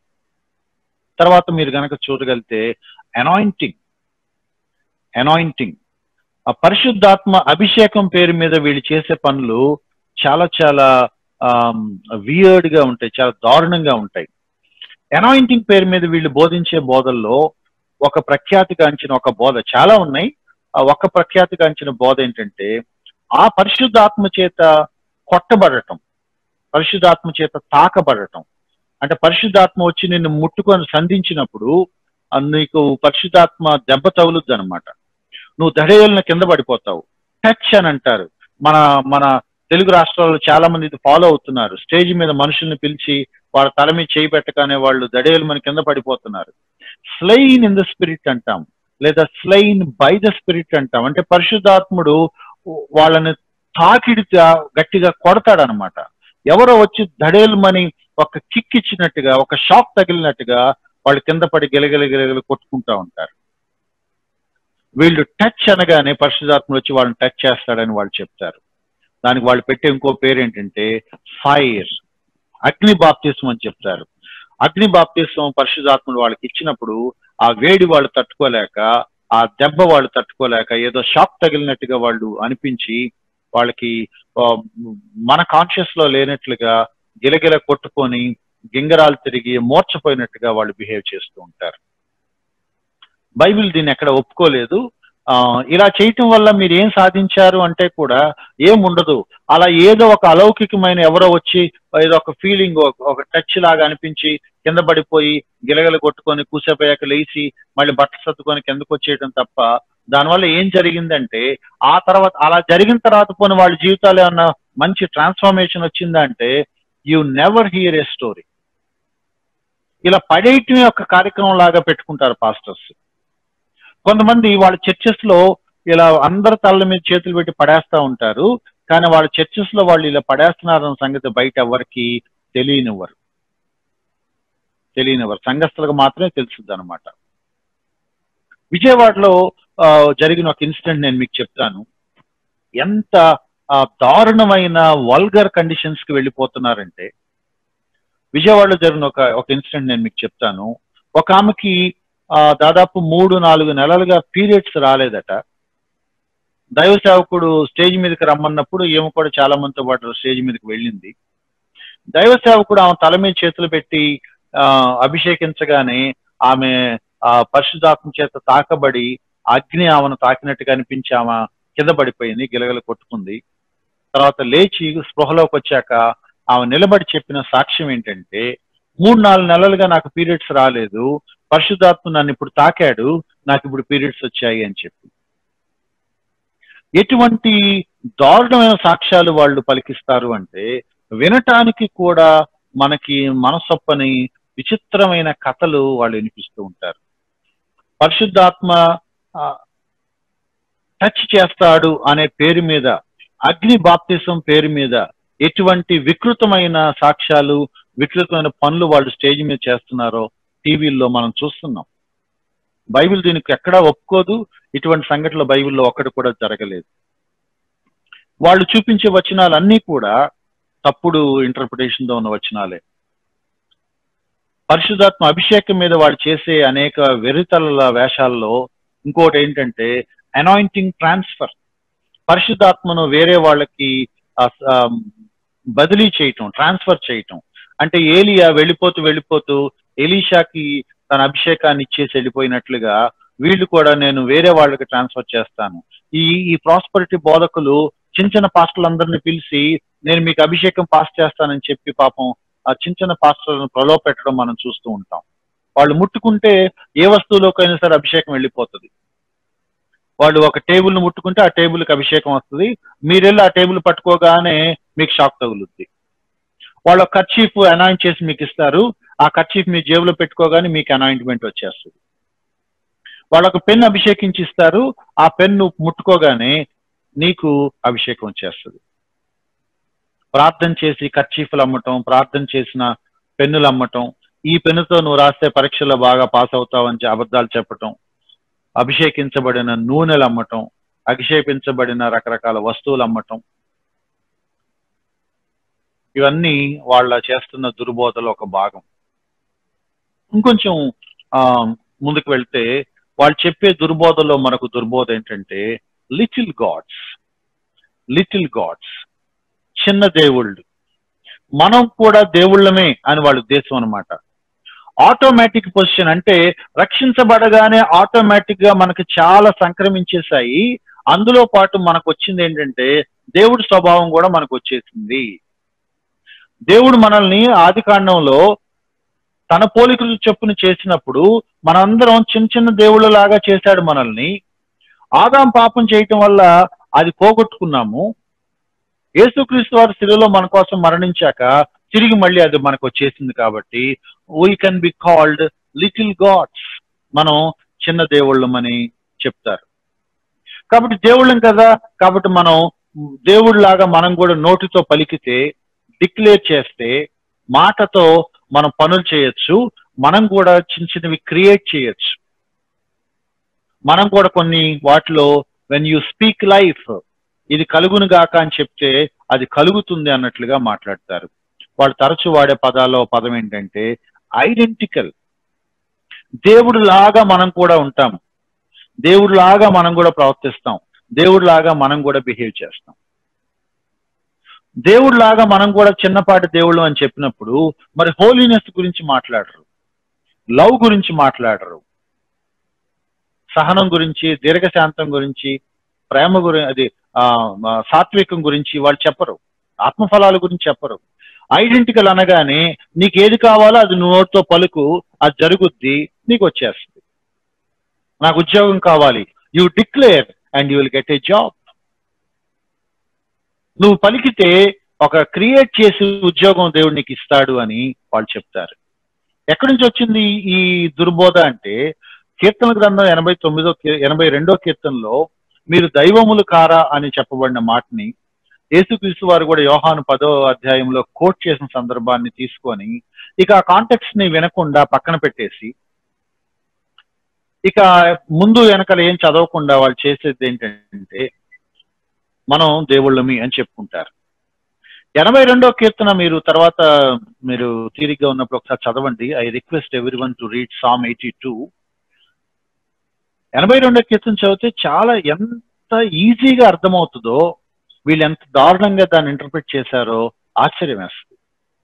82వ కీర్తనలో ఉన్న కాంటెక్స్ట్ ఏంటంటే పేదలకి న్యాయం చేయకుండా ప్రతి సమాజంలోనూ నాయకులు ఉంటారు, అధికారులు ఉంటారు. పేదలను పట్టించుకొని వాళ్ళకి న్యాయం తీర్చాలి. అధికారులు దేవుని ప్రతినిధులు, అధికారులు న్యాయాన్ని ఎగ్జిక్యూట్ చేయాలి. నిష్పక్షపాతంగా ఎవరికి న్యాయంగా ఏం తీర్పు ఇవ్వాలో ఆ తీర్పు ఇవ్వాలి. ఈ కాంటెక్స్ట్ లో వాళ్ళు దేవుని ప్రతినిధులు, వాళ్ళు దేవుని చేత ఏర్పరచబడిన అధికారులు, ఈ అధికారాన్ని వాళ్ళు నిర్వహించమని దేవుడే వాళ్ళని ఆ పోస్ట్ లో పెట్టాడు అని అర్థం ఇచ్చేలాగా 82వ కీర్తనలో ఈ మాటలు ఉంటాయి. పూర్ పీపుల్ కి అన్యాయం చేస్తూ, పూర్ పీపుల్ ని అణిచివేస్తూ, డబ్బున్న వాళ్ళ వైపు న్యాయం చెప్పే కొంతమంది పెద్దల్ని విమర్శిస్తూ దేవుడు పలికిన మాటలు, వ్యంగ్యంగా అన్న మాటలు. మీరు దైవములు కదా, మీరు ఎందుకు పూర్ పీపుల్ ని నెగ్లెక్ట్ చేస్తున్నారు, ఎందుకు వాళ్ళని అణిచివేస్తున్నారు, ఎందుకు వాళ్ళని ఎక్స్ప్లాయిట్ చేస్తున్నారని సటైరికల్ గా దేవుడు వాళ్ళను ప్రశ్నిస్తే ఆ కాంటెక్స్ట్ అంతా పక్కన పెట్టేసి మీరు దైవములు కదా అన్నారు కాబట్టి మేము కూడా దేవుళ్ళమే అని పట్టుకున్నారు అన్నమాట. యేసుక్రీస్తు వారు దాన్ని కోట్ చేశాడు. మీరు దైవములు కదా అన్నప్పుడు మీకు ఎక్కడ ఇబ్బంది లేదు, హ్యాపీగా తీసుకున్నారు. నేను దేవుని కుమారుడిని అని చెప్పినప్పుడు మీకు ఎందుకు కోపం వస్తుంది అని ఈ సందర్భాన్ని యేసుక్రీస్తు వారు కోట్ చేస్తే మనం కూడా దేవుళ్ళమైన యేసుక్రీస్తు వారు అన్నారు అని వాళ్ళు రాంగ్ ఇంటర్ప్రిట్ చేస్తున్నారు. కాబట్టి మనం మ్యాన్ ని గాడ్ గా చేసే ఒక దుర్బోధ, ఐడోలేటరీ అన్నమాట. ఇది చాలా దారుణమైన దుర్బోధ. చాలా మంది వాళ్ళని వాళ్ళు గాడ్స్ లాగా ఊహించుకొని పెక్యులర్ వస్త్రధారణ వేసుకుంటూ పెక్యులర్ గా బిహేవ్ చేసేవాళ్ళు ఉన్నారు. వాళ్ళతో మనం మాట్లాడటానికి కూడా వాళ్ళు అవకాశం ఇవ్వరు. వాళ్ళు ఒక స్వామీజీలాగా బాబాల్లాగా బిహేవ్ చేసే పాస్టర్స్ ఉన్నారు. They think that they are little gods. చాలా ప్రమాదకరమైన ఆలోచన ధోరణి. తర్వాత కనుక మీరు చూడగలిగితే సీడ్ ఫెయిత్ కొరింథీ పత్రికలో ఉన్న ఒక కాంటెక్స్ట్ ని మళ్ళీ రాంగ్ ఇంటర్ప్రిట్ చేసి, అంటే అక్కర్లో ఉన్న వాళ్ళకి మీరు హెల్ప్ చేయండి అని పౌలు భక్తుడు చెప్పిన ఒక మాటను తీసుకొని వీళ్ళు దాన్ని మార్చేసి వేరే అర్థాన్ని దానికి సంతరింపు చేసి వాళ్ళ స్వార్థం కోసం వాడుకుంటున్నట్టుగా మనం చూస్తాం. నేను ధైర్యంగా ఈ మాట చెప్తున్నాను, వాళ్ళ స్వార్థం కోసం ఈ బోధ వాడు చేస్తున్నారు. దీన్ని బాగా పాపులర్ చేసిన వాడు ఓరల్ రాబర్ట్స్.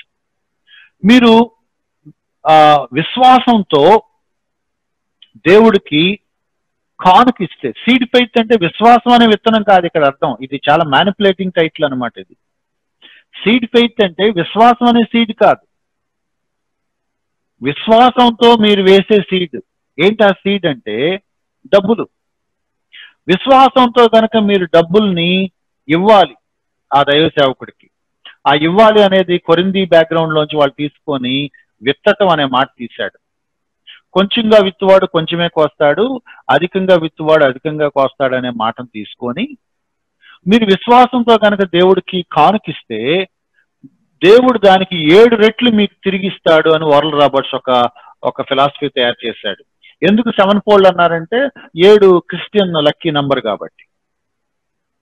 ఆ తర్వాత బోధకులు ఇంకా లెవెల్ వెళ్ళి దాన్ని మల్టీఫోల్డ్ అన్నారు. అంటే అది 100 రెట్లైనా ఆశ్చర్యం లేదు. ఇక ఎంత ఇస్తాడో చెప్పలేము. నువ్వు దేవుడికి ఇవ్వాలి. దేవుడి దగ్గర నుంచి నీకు ఆశీర్వాదాలు రావాలంటే నువ్వు దేవుడికి కానుక ఇవ్వాలి. ఏంటి ప్రిన్సిపల్ అంటే ఆ కానుక నువ్వు విత్తుతున్నావు, అది ఫలించి నీకు బోలెడైన ఫలాలు వెనక్కి తిరిగి ఇస్తుంది అనమాట. కాబట్టి సో ద సీడ్ అని అంటారు. పరిచర్యలో నువ్వు విత్తనాలు విత్తితే, నీ డబ్బులు విత్తితే, ఆ పరిచర్యలో డబ్బులు విత్తినందుకు కానీ దేవుడు నీకు మరిన్ని 30 60 100 దేవుడు నీకు ఆ డబ్బు తిరిగిస్తాడు. అంటే నేను విశ్వాసంతో 10 రూపాయలు విత్తితే దేవుడు నాకు 100 1000 10,000 ఇస్తాడనమాట. కాబట్టి ఈ బోధకులు ఏం చేస్తారంటే మీ దశమ భాగాలని రెగ్యులర్ గా విత్తండి. నువ్వు దశమ భాగం ఇస్తా ఉంటే దేవుడు నీకు దానికి 10 రెట్లు దేవుడు నీకు ఇస్తాడు, 100 రెట్లు దేవుడు నీకు ఇస్తాడని చెప్తూ ఉంటారు. దానికి మలాకి 3వ అధ్యాయంలో వచనాలని వాళ్ళు రాంగ్ ఇంటర్ప్రిట్ చేస్తారు. కొంతమంది తైత్ మాత్రమే కాదు, ఆఫరింగ్స్, స్పెషల్ ఆఫరింగ్స్, దేవుడికి మీరు ఎంత ఇస్తే దానికి దేవుడు అంత లెక్కగట్టి వెనక్కి ఇస్తాడు అని చెప్తారు. కొంతమంది యంగ్ పీపుల్ ని బాగా ప్రలోభపెట్టి దేవుడికి ఏమి ఇవ్వగలవు, నీకున్న దాంట్లో బెస్ట్ ఏమి ఇవ్వగలవు అని చెప్పి అప్పుడప్పుడే స్పాట్ లో తమ మెడకి చెవులకి ముక్కులుకున్న గోల్డ్, చేతులకున్న గాజులు కూడా తీసి కానుకలు ఇచ్చేలాగా యంగ్ పీపుల్ ని మోటివేట్ చేస్తూ ఉంటారు. ఇదంతా కూడా మనీ కోసం చేసే ఒక దుర్బోధ. ఇంకా దారుణమైన బోధ ఉంది. ఇది కూడా ఓరల్ రాబర్ట్స్ దగ్గర నుంచి వచ్చింది. మనకు అది ఆ పుస్తకం చదవం కాబట్టి మనకు తెలియదు. నీ దగ్గర దేవుడికి ఇవ్వడానికి డబ్బులు లేవనుకో, నీ దగ్గర దేవుడికి ఇవ్వడానికి డబ్బులు లేకపోతే నువ్వేం చేయాలంటే దేవుడి దగ్గర ఒక ప్లెడ్జ్ చేయాలి, ఒక తీర్మానం చేసుకోవాలి. ప్రభా నాకు నీకు ఇవ్వాలని ఉంది, కానీ దగ్గర ఇవ్వటానికి ఏమీ లేదు, కానీ నేనేం చేస్తానంటే ఒక టైం లిమిట్ పెట్టుకుంటాను. సపోజ్ ఇది మే నెల, నాకు దేవుడికి ఇవ్వాలని ఉంది, ఇచ్చి ఆశీర్వాదాలు పొందాలని ఉంది, నా దగ్గర ఇవ్వటానికి ఏమి లేదు. కాబట్టి నేనేం చేస్తానంటే ఒక గడువు తేదీ పెట్టుకుంటాను. ఇది మే నెల కదా, నేను జూన్ నెలాఖరు లోపు దేవుడికి 10,000 ఇవ్వాలి అని అనుకుంటాను. నా దగ్గర ఎక్కడో డబ్బులు ఇవ్వటానికి లేవు, కానీ నేనేం చేస్తానంటే ఒక ప్లెడ్జ్, దేవుడి దగ్గర ఒక మొక్కుబడి చేసుకుంటాను. నా విశ్వాసాన్ని ఎక్సర్సైజ్ చేస్తూ ఎలాగైనా సరే విశ్వాసంతో నేను నెలాఖరు లోపు 10,000 సంపాదించాలి. అందుకని ఒక గడువు పెట్టుకొని, ప్రభా నా 10,000 నేను నీకు ఇస్తానని చెప్పాను, మాట ఇచ్చాను, కాబట్టి నేను మాట తప్పకూడదు, నువ్వు నా 10,000 ఇస్తే ఆ 10,000 నేను నీకు ఇస్తాను అని చెప్పి ప్రయత్నాలు చేసి చేసి చేసి ఒకవేళ రాకపోతే, దొరక్కపోతే అప్పు చేసైనా సరే తీసుకువెళ్ళి కానుకేసే వాళ్ళు ఉన్నారు. అప్పు చేసి కానుకేసే వాళ్ళు ఉన్నారు. ఎలాగోలా అప్పు తీర్చుకుంటాను, కానీ దేవుడికి నా మాట నెరవేర్చుకున్నాను, మొక్కుబడి తీర్చుకున్నాడు కాబట్టి అప్పు చేసి ఇచ్చిన ఆ 10,000లోంచి దాన్ని విత్తనంగా దేవుడు తీసుకొని వర్ధిల్లు చేసి నాకు మరిన్ని రెట్లు జవాబిస్తాడని వాళ్ళ ఉద్దేశం. అలా ఎంతో మంది మధ్యతరగతి చెందిన వాళ్ళు అప్పుల పాలైపోతున్న స్టోరీస్ చాలా ఉన్నాయి. సీడ్ ఫెయిత్ అంటే డబ్బులు, ఫెయిత్ కాదు. నువ్వు దేవుడికి డబ్బులు ఇస్తే క్విడ్ ప్రో అంటాం. దేవుడికి నీకు డబ్బులు ఇస్తే దేవుడు నీకు ఏదో ఇస్తాడు. దేవుడి దగ్గర నుంచి నువ్వు ఆశీర్వాదం పొందుకోవాలంటే ముందు నువ్వు ఇన్వెస్ట్మెంట్ లాగా, ఒక విత్తనాన్ని నాటినట్టుగా, ఒక పెట్టుబడి లాగా నువ్వు దేవుడికి ఇవ్వాలి. దేవుడు దాన్ని మల్టిప్లై చేసి దేవుడు నీకు ఇస్తాడు. దేవుడికి ఇవ్వకుండా నీకేమీ రావు. ఇది ఒక వ్యాపార ధోరణిలో తయారు చేసిన ఒక దుర్బోధ. ఎంతమంది ఈ ప్రలోభంలో పడ్డారు అంటే దాని మాటల్లో చెప్పలేం. నీ దగ్గర లేకపోతే ఒక గడువు తేదీ పెట్టుకోనైనా సరే ఇవ్వు అనే ఒక ప్లాన్ మనం కల్వరి వాళ్ళు దీన్ని ఫాలో అవుతున్నట్టుగా కూడా మనం చూడొచ్చు. నేను ఒకటే మెన్షన్ చేశాను పేరు, చాలా మంది ఈ పద్ధతిలో ఉన్నారు. ఇది ఒక దారుణమైన ప్రాక్టీస్ చలామణిలో ఉంది. తర్వాత కనుక మీరు చూస్తే నెక్స్ట్ పాయింట్, ఒక భయంకరమైన పాయింట్, బాధాకరమైన పాయింట్ ఏంటంటే రేమా అనే ఒక డాక్ట్రిన్, రేమా అనే ఒక బోధ. ఇది చాలా మందికి తెలియదు. రేమా అనే వర్డ్ చాలా తెలివిగా కొంతమంది వాడుతున్నారు, కొంతమంది తెలివిగా వాడటలేదు. రేమా బదులు మీకు తరచు వినపడే మాట ఏంటంటే word or spoken word, word or spoken word. Me pastor గారు తరచు వర్డ్ అని మాట్లాడుతుంటే మీరు ఆలోచించండి, మేబీ ఆయన ప్రాస్పరిటీ డాక్టర్ లింక్ ఉందేమో మీరు చెక్ చేసుకోవచ్చు. ఏంటి ఈ బోధలో ఉన్న ప్రాబ్లం అంటే రేమా అంటే అర్థం ఏంటంటే స్పోకెన్ వర్డ్ అని వాళ్ళ ఉద్దేశం. స్పోకెన్ వర్డ్ అంటే అర్థం ఏంటి అని అంటే మనం లోగోస్ అని వాడతాం, రాయబడిన లేఖన భాగాలు. అంటే లిఖిత పూర్వకంగా దేవుడు పరిశుద్ధాత్మచే ప్రేరేపించి రాయించిన వాక్యాన్ని మనం లోగోస్ అని అంటున్నప్పుడు, written word of God Bible అయితే స్పోకెన్ వర్డ్ ఆఫ్ గాడ్ ఏంటంటే బైబిల్లోంచి మనకు అప్పటికప్పుడు అందే ఒక ఫ్రెష్ సందేశం అన్నమాట. ఉదాహరణకి నేను యోహాను సువార్త 3వ అధ్యాయం చదువుతున్నాను. అది దేవుడు ఎప్పుడో నాకు రాసిన 3వ అధ్యాయం, అది రాసించాడు, అది ఎప్పుడుదో అయిపోయింది, అది లోగోస్. ఆ రాయబడిన మాట వల్ల నాకు ఉపయోగం ఏమి లేదు. కానీ నేను ఇప్పుడు చదువుతా ఉంటే మధ్యలో ఏదో సపోజ్ ఒక 10వ వచనం నాకు ఫ్రెష్ గా నాకేదో తాకినట్టుగా అనిపించి, నా కళ్ళకి అది కొంచెం హైలైటింగ్ అనిపించి, ఈ వాక్యం ద్వారా నాతో దేవుడు వాళ్ళు మాట్లాడాడు అని నాకు అనిపిస్తుంది. చూసారా ఆ ఫీలింగ్? దానిని స్పోకెన్ వర్డ్ అని అంటారు. అంటే ఎప్పుడో రాసి అంత యాక్టివిటీ లేని ఆ 3వ అధ్యాయంలో ఒక వచనం ఇప్పుడు కొత్తగా ప్రాణం పోసుకొని నీకు లైవ్లీగా కనపడుతుంది. దాన్ని రేమా అంటారు. లివింగ్ వర్డ్ అని కూడా వాళ్ళు అంటున్నారు. నిజానికి మనం రిటర్న్ వర్డ్ ని బైబిల్ అంటున్నాము, లివింగ్ వర్డ్ సజీవ వాక్యాన్ని యేసుక్రీస్తు వారికి వర్తిస్తున్నాం అన్నమాట. కానీ వీళ్ళ లివింగ్ వర్డ్ ని యేసుక్రీస్తు వారికి తీసేసి రేమాకి వర్తింప చేస్తారు. నా మాటలు మీకు అర్థమవుతుంది అనుకుంటున్నాను. చాలా సంఘాల్లో ఈ బోధ ఉంది, వాళ్ళు తెలియకుండానే దీన్ని అవలంబిస్తున్నారు. నేను ఒక వాక్యం చదువుతున్నాను, నా క్వైట్ టైం చేసుకుంటున్నాను మార్నింగ్ అనుకోండి. నా క్వైట్ టైం చేసుకున్నప్పుడు ఏదో ఒక వచనం నాకు కనపడింది, ఆ వచనం నాకు నా గురించే అని నాకు అనిపించింది. ఇక నేను దాని కాంటెక్స్ట్, దాని ముందు వెనకాల ఏమి తీసుకోను, నాకు అది ఏంటో కొంచెం లైవ్లీగా నాకు కనెక్ట్ అయినట్టుగా అనిపించింది. కాబట్టి దాన్ని నేను ఏమంటానంటే రేమా అని అంటాను. దేవుడు ఆ పర్టికులర్ వర్డ్ ద్వారా నాతో మాట్లాడాడు అని నేను భావిస్తాను. పరిశుద్ధాత్ముడు ఒక కాంటెక్స్ట్ లో, ఒక పద్ధతికి, ఒక మీనింగ్ తో దాన్ని రాసినప్పుడు దాని క్వైట్ ఆపోజిట్ మీనింగ్ తో నాతో ఎలా మాట్లాడతాడు?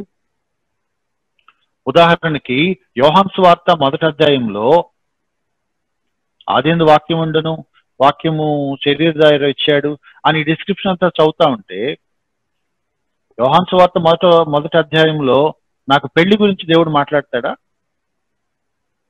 పెళ్లి గురించి వచనాలు అక్కడ ఏం లేవు కదా.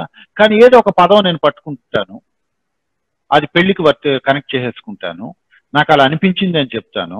అక్కడ కాంటెక్స్ట్ ఏంటి? ఆ వచనాల్లో ఏది కూడా పెళ్లికి లేదు కదా అంటే, వాళ్ళు చెప్పే ఒక విచిత్రమైన వివరణ ఏంటంటే, దేవుని వాక్యం శక్తి కలిగింది.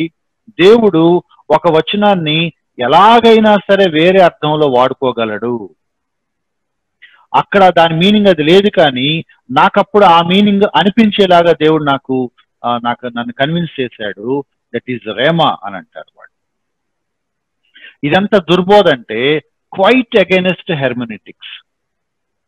ఇంటర్ప్రిటేషన్ లేకుండా, అర్థం లేకుండా, కామన్ సెన్స్ లేకుండా, మినిమం చదివితే ఒక లైన్కి ఒక మీనింగ్ ఉంటుందన్న ఇంగిత జ్ఞానం కూడా లేకుండా ఆ వచనాన్ని నాకు నచ్చినట్టుగా నేను తీసుకొని తిరగేసి ఆ వచనానికి ఆ ఎప్పుడో దేవుడు రాసిన వచనమట, అది డ్రైగా యాక్టివ్గా లేకుండా, యాక్టివిటీ లేకుండా ప్యాసివ్ గా ఉంటదట. ఇప్పుడు చదువుతుంటేనో, ఇప్పుడు ప్రసంగికుడు వాక్యం బోధిస్తున్నప్పుడు ఇప్పుడు అది ప్రాణం పోసుకొని యాక్టివ్ గా కనపడుతుందట. ఇప్పుడు నాకు అది ఫ్రెష్ గా వచ్చింది కాబట్టి అది రేమా. అంటే ఆ వచనం ఉన్న మీనింగ్ నాకు ఇంతవరకు అర్థం కాలేదు, ఇప్పుడు ఆ వచనం వెనకాల నాకేదో మర్మం అర్థమైంది.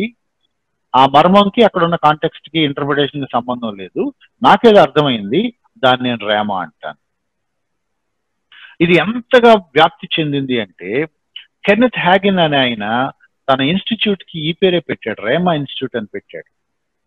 రేమా ఇన్స్టిట్యూట్ అమెరికాలో ఉంది, సింగపూర్ లో ఉంది, ఇంకా ఎక్కడ ఉందో రకరకాల ప్లేసెస్ లో ఐడియా లేదు నాకు. ఇక్కడ చదివిన వాళ్ళు అందరూ కూడా ఈ బోధను బాగా ఎక్కించుకొని బయటకు వస్తారు. విచిత్రం ఏంటంటే వాచ్మెన్ ని కూడా ఒకనొక పుస్తకంలో రేమా గురించి రాశాడు. చాలా విచారకరమైన మాట ఏంటంటే, లోగోస్ వల్ల మనకేం ఉపయోగం, మనకు రేమా కావాలి అని వాచ్మెన్ ని రాశాడు. నేను ఎందుకు వాచ్మెన్ నీని ప్రస్తావిస్తున్నానంటే, వాచ్మెన్ నీకి వర్డ్ ఆఫ్ ఫెయిత్ బోధతో సంబంధం లేదు, కానీ వాచ్మెన్ నీకి ఎక్కడి నుంచి వచ్చిందో తెలియదు, కానీ రేమా అనే దుర్బోధ మాత్రం వచ్చింది. వాచ్మెన్ నీని అభిమానించే వాళ్ళు చాలా మంది ఇవాంజలికల్ బ్యాక్గ్రౌండ్ లో ఉన్న వాళ్ళు కూడా తమకు తెలియకుండానే రేమా డాక్టర్ ని సంక్రమింపజేసుకున్నట్టు చాలా బాధాకరం. చాలా మంది తమ పర్సనల్ క్వైట్ టైమ్స్ లో ఇదే పని చేస్తూ ఉంటారు. వాక్యాన్ని చదువుతూ అక్కడ ఉన్న కాంటెక్స్ట్ పక్కన పెట్టేసి ఒక వచనాన్ని తలాతోక లేకుండా పిక్ చేసి తమ లైఫ్ కి అప్లై చేసుకొని, ఈ రోజు దేవుడు నాతో క్వైట్ టైంలో ఇలా మాట్లాడాడు అని చెప్తారు, విచ్ ఇస్ వెరీ సాడ్. ఈ రేమా వర్డ్ ని వాళ్ళు ఏం చేస్తారంటే, నువ్వు వాక్యం చదివేటప్పుడు రేమా నీకు రావచ్చు, లేదా దైవ సేవకుడు వాక్యం చెప్పేటప్పుడు ఆ సందేశంలోంచి కూడా నీకు రేమా అందొచ్చు అని చెప్తారు. అందుకని వీళ్ళు వాక్యం వినేటప్పుడు ప్రభా ఈ రోజు నీ దాసుడు ద్వారా నాతో ఏం మాట్లాడతావు, ఆ రేమా నాకు కావాలి అని అడుగుతారు.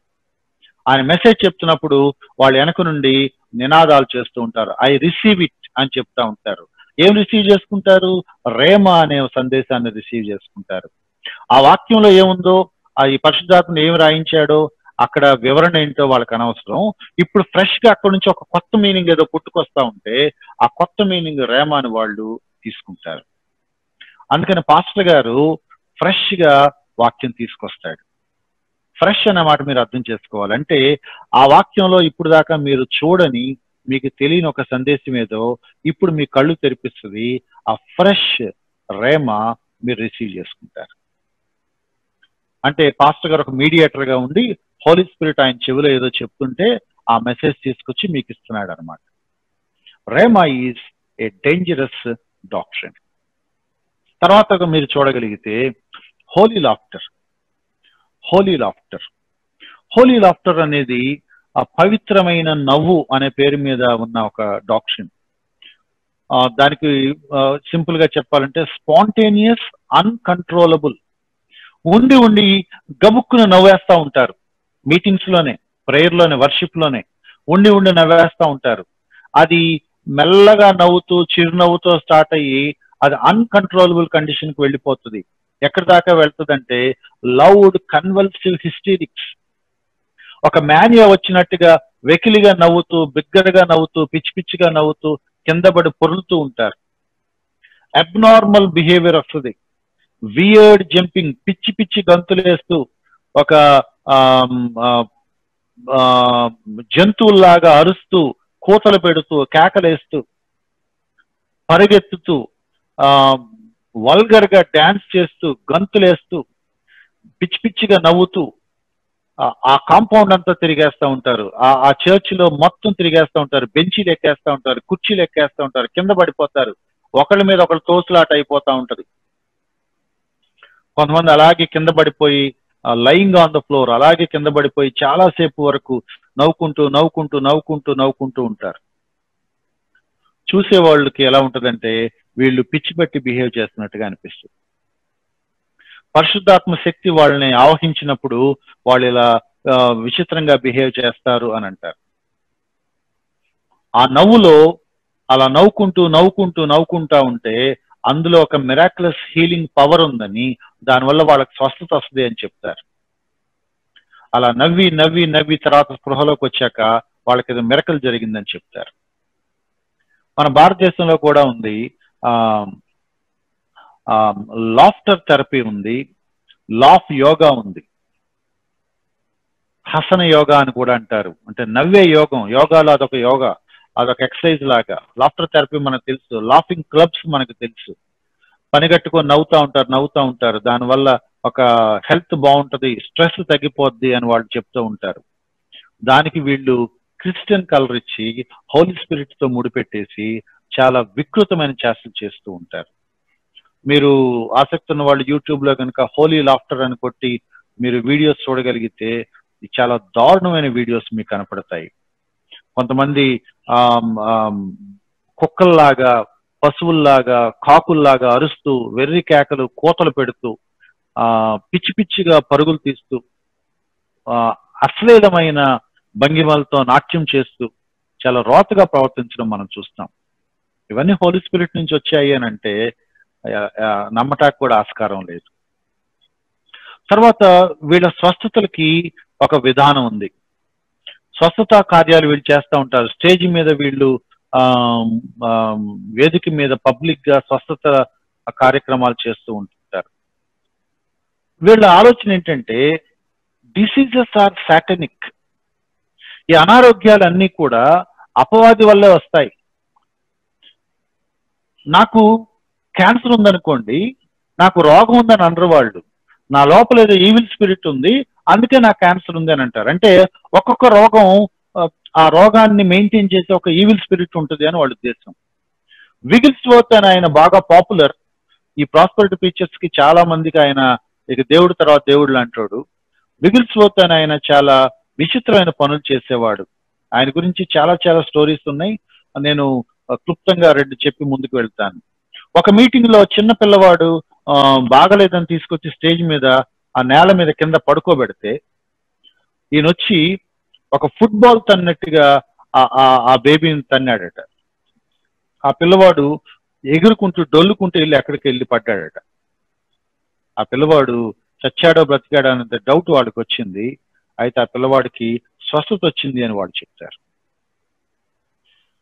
కొడతారు, తంతారు, చేతులతో కొడతారు, కాళ్ళతో తంతారు, గుద్దుతారు, కడుపులో తంతారు, మొహం మీద కొడతారు, వీపుల మీద తంతారు, hitting, kicking, slapping, punching, shoes తో కాళ్ళతో తంతారు, బైబిల్ పెట్టి కొడతారు, చేతికి అందిన దగ్గరలో ఉన్న వస్తువులతో చైర్ పెట్టి మీద పెట్టి కొడతారు. మీకు తెలుసు పాపులర్ వీడియో ఉంది, బెన్నీ హిన్ తన సూట్ తీసుకొని ప్రజల్ని కొట్టాడు. పరిశుద్ధాత్మ అభిషేకాన్ని ఒక హిట్టింగ్ ద్వారా వాళ్ళు చేస్తున్నట్టుగా చూపిస్తారు. విగిల్స్వర్త్ అని ఆయన దానికి వివరణ ఇచ్చిన ఏంటంటే, I don't hit them, I hit the devil అన్నాడట. నేను వాళ్ళని కొట్టట్లేదు, నేను ఆ వాళ్ళలో ఉన్న దయాన్ని కొడుతున్నాను అన్నాడట. నేను పేషెంట్స్ ని కొట్టట్లేదు, వాళ్ళ లోపల ఉన్న అనారోగ్యాలను కొడుతున్నాను అని చెప్పాడట. ఎంత ఫూలిష్ గా పనులు చేస్తున్నారంటే గర్భిణీలకు ప్రార్థన చేయమంటే వాళ్ళ గర్భాల మీద కాళ్ళతో కొట్టే బోధకులు ఉన్నారు. రోగం ఎంతకి తగ్గకపోతే వాళ్ళ మీద కుర్చీ వేసి పెట్టి ఆ కుర్చీ మీద కూర్చునే మూర్ఖులు ఉన్నారు. కడుపు నొప్పి అయితే కడుపు మీద గుద్దే వాళ్ళు ఉన్నారు. నీ కడుపు లోపల ఉన్న దురాత్మను వెళ్ళగొడుతున్నానని చెప్పే మూర్ఖులు ఉన్నారు. ఇవన్నీ కూడా స్వస్థతల మీద చెప్తున్న కొన్ని దారుణమైన చేష్టలు. నేను క్లుప్తంగా కొన్ని మాటలు చెప్పి నేను ముందుకు వెళ్తాను, ఆ సమయం అయిపోవచ్చింది. యేసుక్రీస్తు వారి గురించిన వాళ్ళ బోధ చాలా దారుణంగా ఉంది. యేసుక్రీస్తు వారి గురించి వాళ్ళు చెప్పే బోధ ఏంటంటే, యేసుక్రీస్తు వారు మనలాంటి ఒక కామన్ మ్యానే. మనలాంటి ఒక కామన్ మ్యానే. పరిశుద్ధాత్మ ఆయనను బాప్తిస్మం సమయంలో అభిషేకించే వరకు ఆయన కామన్ మ్యానే. పరిశుద్ధాత్మ లేకపోతే యేసుక్రీస్తు వారు ఏం చేయలేడు, నిస్సహాయుడు అని వాళ్ళు చెప్తారు. పరిశుద్ధాత్ముడి వల్లే ఆయన అలా ఉండగలిగాడని చెప్తారు.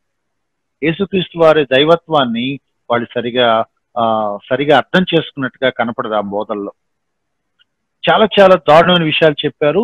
ముఖ్యమైనవి నేను ఒక 4 చెప్తున్నాను. ఒకటి, పరిశుద్ధాత్ముడు లేకపోతే యేసుక్రీస్తు వారు మనలాంటి ఒక కామన్ మ్యానే. యేసుక్రీస్తు వారు తనకు తానుగా దైవం అన్న సంగతి వాళ్ళు ఒప్పుకోరు. రెండోది, యేసుక్రీస్తు వారు మన పాపాలు భరించాడని మనం చెప్తా ఉంటే యేసుక్రీస్తు వారు సిలువలో పాపిగా అయిపోయాడు, హీ బికేమ్ సిన్ఫుల్ అని చెప్తారు. యేసుక్రీస్తు వారు మన పాపాల శిక్షను భరించాడు, మన పాపాలు మోసాడు అని మనం ఏదైతే చెప్తున్నామో దాన్ని వాళ్ళు ఒక అడుగు ముందుకెళ్ళి ఏమంటారంటే యేసుక్రీస్తు వారి నేచరే సిన్ఫుల్ నేచర్ అయిపోయింది అని చెప్తారు. కాబట్టి ఆయన చనిపోయిన తర్వాత మరి ఒక పాప ఎక్కడికి వెళ్ళాలి? నరకానికి వెళ్ళాలి. కాబట్టి ఆయన నరకానికి వెళ్ళాడు అని చెప్తారు. యేసుక్రీస్తు వారు నరకానికి వెళ్ళారు అని వాళ్ళు బోధిస్తారు. బైబిల్ దానికి ఒప్పుకోవట్లేదు. యేసుక్రీస్తు వారు సిలువ మీద దొంగతో చెప్పారు, నేడు నీవు నాతో కూడా పరదేశంలో ఉంటావని చెప్పినప్పుడు యేసుక్రీస్తు వారు పరదేశకు వెళ్ళారనే మాట కూడా వాళ్ళు ఒప్పుకోరు. పరదేశు పాతాళం అన్ని ఒకే చోట ఉన్నాయి. పరదేశులు అంటే పాతాళంలోనే, నరకంలోనే టార్చర్ అనుభవించకుండా కొంచెం ఒక సేఫ్ ప్లేస్ ఉంది, అక్కడ ఉండొచ్చు అని వాళ్ళు చెప్తారు. ఆ నరకంలో అపవాది యేసుక్రీస్తు వారి నరకానికి తీసుకువెళ్ళాక అక్కడ పునరుద్ధాన సందర్భం జరిగినప్పుడు యేసుక్రీస్తు వారు మరణాన్ని జయించి బోర్న్ అగైన్, మళ్ళీ కొత్తగా పుట్టి బయటకు వచ్చాడు అని చెప్తారు. సో ఇవన్నీ కూడా యేసుక్రీస్తు వారి గురించిన, ఆయన వ్యక్తిత్వాన్ని గురించిన ఒక దురభిప్రాయాలు. ఎక్కడా కూడా వీటి గురించి బైబిల్లో ప్రస్తావన లేదు. యేసుక్రీస్తు వారిని ఒక విచిత్రమైన యేసుక్రీస్తు వారిగా మనకు వీళ్ళు చూపిస్తూ ఉంటారు. తర్వాత దేవుడి గురించిన వీళ్ళ అవగాహనలో కూడా చాలా దారుణమైన అవగాహన ఉంది. దేవుడు త్రియేక దేవుడు అన్న సంగతి ప్రాస్పరిటీ బోధకులు చాలా మంది నమ్మరు. అక్కడ మేము నమ్ముతున్నామని చెప్పినా కూడా వాళ్ళకి దాని మీద ఒక స్పష్టత ఉండదు. ఏదో ఒక సందర్భంలో అది బయటపడిపోతూ ఉంటుంది. టిడి జేక్స్ అనే ఆయన మొన్నటి వరకు కూడా యేసుక్రీస్తు వారు దేవుడు త్రియేక దేవుడు, తండ్రి, కుమార, పరిశుద్ధాత్మ ముగ్గురు ఒకటే అన్న సంగతి ఒప్పుకోలేకపోయాడు. ఆయనకి ఈ పెంటెకోస్టలిజం లో ఉన్న ఒక కల్ట్ ఉంది, వన్నెస్ అనే డాక్ట్రిన్ ఆయన నమ్మాడు. అంటే తండ్రే కుమారుడిగా వచ్చాడు, కుమారుడే పరిశుద్ధాత్మగా వచ్చాడు, ఒక ఆయనే 3 దశల్లో 3 పేర్లతో వచ్చాడు, ఈ 3 ఒక్కరే అని చెప్తాడు అన్నమాట. పాత నిబంధనలో తండ్రి, కొత్త నిబంధనలో కుమారుడు, ఇప్పుడు పరిశుద్ధాత్మ అని టిడి జేక్స్ అన్నాడు. ఆ తర్వాత కొంతకాలం తర్వాత, కొన్ని సంవత్సరాల కిందట లేదు నేను త్రిత్వాన్ని నమ్ముతున్నాను, వన్నెస్ వదిలేశాను అని అన్నాడు. కానీ ఇప్పటికీ తన బోధల్లో వన్నెస్ సంబంధించిన ఆ హింసే కనపడితే గాని త్రిత్వం గురించిన ప్రస్తావన ఎప్పుడు రాదు. ఇంకో మెట్టు ముందుకు వెళ్తే బెన్నిహీన్ ఒక సందర్భంలో ప్రసంగం చేస్తే ఇలా అన్నాడట, త్రిత్వంలో 3 వ్యక్తులు ఉంటారు, తండ్రి, కుమార, పరిశుద్ధాత్మ. అయితే దేవుడట ఆయనకు ఒక రోజు ఒక రెవల్యూషన్ ఇచ్చి చెప్పాడట, బెన్నిహీన్ నీకు త్రిత్వం గురించి పూర్తిగా అర్థం కాలేదేమో, నేను ఎక్స్ప్లెయిన్ చేస్తున్నాను చూడు అని చెప్పి ఏమన్నాడంటే, తండ్రిలో 3 ఉన్నారట, కుమారుడిలో 3 ఉన్నారట, పరిశుద్ధాత్మలో 3 ఉన్నారట. ట్రినిటీ అంటే 3 కాదు 9 పర్సన్స్ ఉన్నారు అని బెన్నిహీన్ బోధించాడు. వీటి గురించి చెప్పడానికి చాలా ఉంది, కానీ నేను ముఖ్యమైనవి, చాలా దారుణంగా వాక్యానికి పూర్తి బద్ధ విరుద్ధంగా ఉన్న కొన్ని మాటలే నేను మీకు జ్ఞాపకం చేస్తున్నాను. యేసుక్రీస్తు వారి గురించి రైట్ అండర్స్టాండింగ్ లేదు. తండ్రి అయిన దేవుడు గాడ్ గురించి, లేకపోతే గాడ్ హెడ్ ట్రినిటీ గురించిన బేసిక్ ఐడియా లేదు. మూడవది, వీళ్ళు చెప్పే వాటిలో అన్ని అబద్ధాలు ఉంటాయి, ప్రైవేట్ రెవల్యూషన్స్ అంటాం. వీళ్ళు వాక్యాన్ని పాటించరు, వాక్యాన్ని వెంబడించరు, వాక్యాన్ని ప్రమాణంగా తీసుకోరు, వాళ్ళ వ్యక్తిగత అనుభవాల్ని వాళ్ళ ప్రమాణంగా తీసుకుంటారు. ప్రాస్పరిటీ బోధకులు ఎవరినైనా మీరు చూడండి, వాళ్ళ ప్రైవేట్ రెవల్యూషన్స్ స్టోరీస్ వాళ్ళు చెప్తారు. ఏంటి ప్రైవేట్ రెవల్యూషన్స్? మీరు అక్కడ చూడగలిగితే ఆ దేవుడు వాళ్ళని పరలోకానికి తీసుకువెళ్ళాడు అని వాళ్ళు రకరకాల అనుభవాల్ని స్టోరీస్ గా చెప్తారు. మన దగ్గర కూడా దినకరన్ గారు నేను పరలోకానికి వెళ్ళొచ్చానని చెప్పాడు. ఇంకా చాలా మంది దైవ సేవకులు మేము పరలోకానికి వెళ్ళొచ్చామని చెప్తారు. దాదాపు ప్రతి ప్రాస్పరిటీ ప్రీచరు ఖచ్చితంగా చెప్పే ఒక స్టోరీ ఏంటంటే హెవెన్లీ విజన్స్. దేవుడు మమ్మల్ని పరలోకాన్ని తీసుకువెళ్ళాడు, చాలా చాలా మాకు చూపించాడు, మేము పరలోకాన్ని చూసి వచ్చాము అని. బెన్నిహిన్ ఆ స్టోరీస్ చెప్పాడు. కెనెత్ హ్యాగిన్ అని ఆయన ఆ స్టోరీస్ చెప్పాడు. Almost every popular prosperity preacher say that they went to heaven and came back. దేవుడు మాతో ఇలా చెప్పాడు, ఇలా చెప్పాడు, ఇలా చెప్పాడని పర్సనల్ గా వాళ్ళ అనుభవాలను చెప్తూ ఉంటారు. మినిస్ట్రీ ఎలా చేయాలో దేవుడు మాకు ఇలా చెప్పాడు కాబట్టి మేము ఇలా మినిస్ట్రీ చేస్తున్నాము. ఏమని బోధించాలో దేవుడు మాకు ఇలా చెప్పాడు కాబట్టి ఈ బోధలు మేము బోధిస్తున్నాము. ఎలా జీవించమని దేవుడు చెప్పాడో కాబట్టి ఇలా మేము జీవిస్తున్నామని చెప్తారు. అంతేకాని వాక్యంలో ఉన్న ప్రమాణాల ఆధారంగా వాళ్ళు బోధ చేయరు, వాక్యంలో ఉన్న ప్రమాణాల ఆధారంగా సేవ చేయరు, వాక్యంలో ప్రమాణాల ఆధారంగా వాళ్ళు జీవించరు. మనం గట్టిగా మాట్లాడితే దేవుడు నాకు ఒక దర్శనం ఇచ్చాడు, దేవుడు నాకు చెప్పాడు కాబట్టి నేను పాటిస్తున్నానని చెప్తారు. ఓరల్ రాబర్ట్సన్ ఆయన ఇంకొక అడుగు ముందుకెళ్ళి ఏమన్నాడంటే దేవుడు నన్ను $8 మిలియన్ పోగు చేయమన్నాడు, ఫండ్ రేస్ చేయమన్నాడు, ఒక హాస్పిటల్ కట్టించమన్నాడు, కాబట్టి ఈ నెలాఖరు లోపు నాకు ఆ డబ్బులు ఇవ్వాలి, మీరు నాకు ఇవ్వండి, లేకపోతే దేవుడు నన్ను చంపేస్తాడు అని చెప్పాడు. ఈ దర్శనాలన్నీ తిరిగి వాళ్ళు తీసుకొచ్చి ఎక్కడ పెడతారంటే మీరు మాకు డబ్బులు ఇవ్వండి అనే దాంతో ముడి పెడతారు. దేవుడు వాళ్ళకి హెవెన్లీ విజన్స్ ఇస్తారు, ఎలా మినిస్ట్రీ చేయాలో దేవుడు చెప్తాడు, ఆ ఐడియాలు ప్లాన్లు దేవుడు వాళ్ళకి చెప్తాడు, అవి ఇంప్లిమెంట్ చేయడానికి మనం డబ్బులు ఇవ్వాలి. మరి ఇన్ని చేసిన దేవుడు దాన్ని ఎందుకు దేవుడు కార్యసిద్ధి చేయడు? డబ్బులు మాత్రం మనమే ఇవ్వాలి. ఇవన్నీ పూర్తి అబద్ధాలు, మోసాలని మనం గ్రహించాలి. తర్వాత మీరు గమనిస్తే ప్రధానమైన ఒక లక్షణం ఏంటంటే ఈ గ్రూప్స్ లో పాస్టర్ ఈజ్ ఆల్. పాస్టర్ గారే సర్వస్వం, పాస్టర్ గారే మొత్తం. ఉదాహరణకి వీళ్ళు అందరిలాగా ఐడెంటిఫై అవ్వరు, వాళ్ళను వాళ్ళు సీనియర్ పాస్టర్ అనే పేరుతో పరిచయం చేసుకుంటారు. మీరు అడిగితే మీరు ఏం చేస్తారని చెప్తే senior pastor and founder of so and so ministries అని చెప్తారు. స్వస్థతలు వాళ్లే చేస్తారు, సీనియర్ పాస్టర్ ఆయనే, వేరే వాళ్ళు ఎవరు ఆ చర్చిలో వాక్యం చెప్పరు, ఎప్పటికీ వేరే వాళ్ళు చెప్పరు, ఆయన ఒకడే వాక్యం చెప్తూ ఉంటాడు, లేదా ఆయన భార్య చెప్తూ ఉంటది. ఇంకా ఆ సంఘంలో కానీ బయట నుంచి కానీ ఎవరు రారు, చెప్పరు. ఒకవేళ ఎవరైనా వచ్చి వాక్యం చెప్తే అనదర్ ప్రాస్పరిటీ ప్రీచర్ వస్తాడు కానీ ఇంకెవరు రారు. వాళ్లే స్వస్థతలు చేస్తారు, వాళ్లే అద్భుతాలు చేయాలి, వాళ్లే స్పెషల్ ప్రేయర్స్ చేయాలి, వాళ్ళని వాళ్ళు ప్రాఫిట్ గా చెప్పుకుంటారు, వాళ్ళు ప్రవచనాలు చెప్తూ ఉంటారు, వాళ్ళ ప్రాఫెసీస్ అందరి విషయాల్లో కనుక్కొని దేవుని కనుక్కొని చెప్తూ ఉంటారు. ప్రజలు వాళ్ళని స్పిరిచువల్ ఫాదర్ కింద కన్సిడర్ చేయాలి, స్పిరిచువల్ డాడ్ గా పిలవాలి. నాకు తెలిసిన కుర్రోడికి పట్టమని 25 ఏళ్ళు ఉండవు, 50 ఏళ్ల వాళ్ళు ఆ కుర్రోడిని డాడీ అని పిలుస్తారు, ఫాదర్ అని పిలుస్తారు. ఎందుకంటే ఈ కుర్రోడే మా పాస్టర్ గారు అని వాళ్ళు అంటారు. అన్ని ఈయనే చేస్తాడు. చివరిలో ఏం చేస్తారంటే నా కింద మీరున్నారు, మీరు నాకు కనెక్ట్ అయి ఉండాలి, నేను మీకు కనెక్ట్ అయి ఉంటేనే మీకు ఈ ఆశీర్వాదాలు, ఈ వాగ్దానాలు మీకు వర్తిస్తాయి. రీసెంట్ గా మీరు గమనించవచ్చు, కోవిడ్ వైరస్ గురించి శామ్యుయల్ పట్టా గారు ఒక అనౌన్స్మెంట్ చేసినప్పుడు ఆయన ఏమన్నాడంటే నా కింగ్స్ టెంపుల్లో ఉన్న వాళ్ళకు మాత్రమే కరోనా రాకుండా నేను ప్రొనౌన్స్ చేస్తాను, మిగతా వాళ్ళ సంగతి నాకు తెలియదు అన్నట్లుగా ఆయన మాట్లాడాడు. ఈ బ్లెస్సింగ్, ఈ హీలింగ్, ఈ ప్రామిస్, ఈ ప్రాఫెసీ నా సంఘ సభ్యులకే, నాకు కనెక్ట్ అయిన వాళ్ళకే వర్తిస్తుంది అని చెప్పి వాళ్ళందరినీ తన దగ్గరే ఉండేలాగా వాళ్ళు ఒక స్కెచ్ గీస్తారనమాట. తర్వాత వీళ్ళు ఏం చేస్తారంటే నెక్స్ట్ స్లైడ్ లో మీరు చూడగలిగితే వాళ్ళని ఈజీగా ఐడెంటిఫై చేయొచ్చు. వాళ్ళ బోధలు చాలా స్ట్రాటజిక్ గా ఉంటాయి. సిరీస్ పేరు మీద వాళ్ళు టీచ్ చేస్తూ ఉంటారు. ఒక టాపిక్ తీసుకొని నెలల తరబడి వాళ్ళు బోధిస్తూ ఉంటారు. అనాయింట్మెంట్ సిరీస్ అని అంటారు, విక్టరీ సిరీస్ అని అంటారు, ప్రాస్పరిటీ సిరీస్ అని అంటారు, వార్ఫేర్ సిరీస్ అని అంటారు, రకరకాల పేర్లు పెట్టి బ్రేక్ త్రూ సిరీస్ అని అంటారు, సక్సెస్ సిరీస్ అని అంటారు, రకరకాల పేర్లు పెట్టి సిరీస్ అనే పదంతో ఒక నెలల తరబడి ఒకటే టాపిక్ పార్ట్ 1, పార్ట్ 2, పార్ట్ 3 లాగా బోధిస్తూ ఉంటారు. ఆ మధ్యకాలంలో వైజాగ్ లో కూడా ఒక ఆయన ఫైనాన్షియల్ గా ప్రాస్పర్ అవ్వాలంటే ఏం చేయాలి, ఫైనాన్షియల్ బ్లెస్సింగ్స్ రావాలంటే ఏం చేయాలని పార్ట్ 1, పార్ట్ 2, పార్ట్ 3 కొన్ని వారాల పాటు బోధించడం మీలో కొంతమందికి తెలుసు. నిదానంగా బోధిస్తారు, స్ట్రాటజిక్ గా బోధిస్తూ ఉంటారు. నేను ఇప్పుడు మాట్లాడిన మాటలన్నీ కూడా ఒకేసారి వాళ్ళు బోధించరు. ఇన్ని రకరకాల అయిన విచిత్రమైన సిద్ధాంతాలు ఉన్నాయి, ఇవన్నీ ఒకేసారి వాళ్ళు బోధించరు.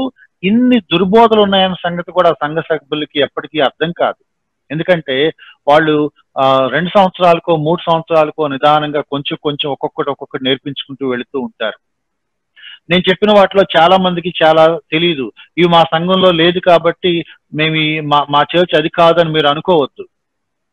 ఎందుకంటే అవి రేపో మాపో ఒక 2-3 సంవత్సరాల తర్వాత, ఒక 5 సంవత్సరాల తర్వాత ఇంకొక కొత్త డాక్టర్ ఆయన చెప్పొచ్చు. నేను చెప్పినవి ఖచ్చితంగా ఏదో రోజు మీరు వింటారు, వాళ్ళు ఖచ్చితంగా చెప్తారు.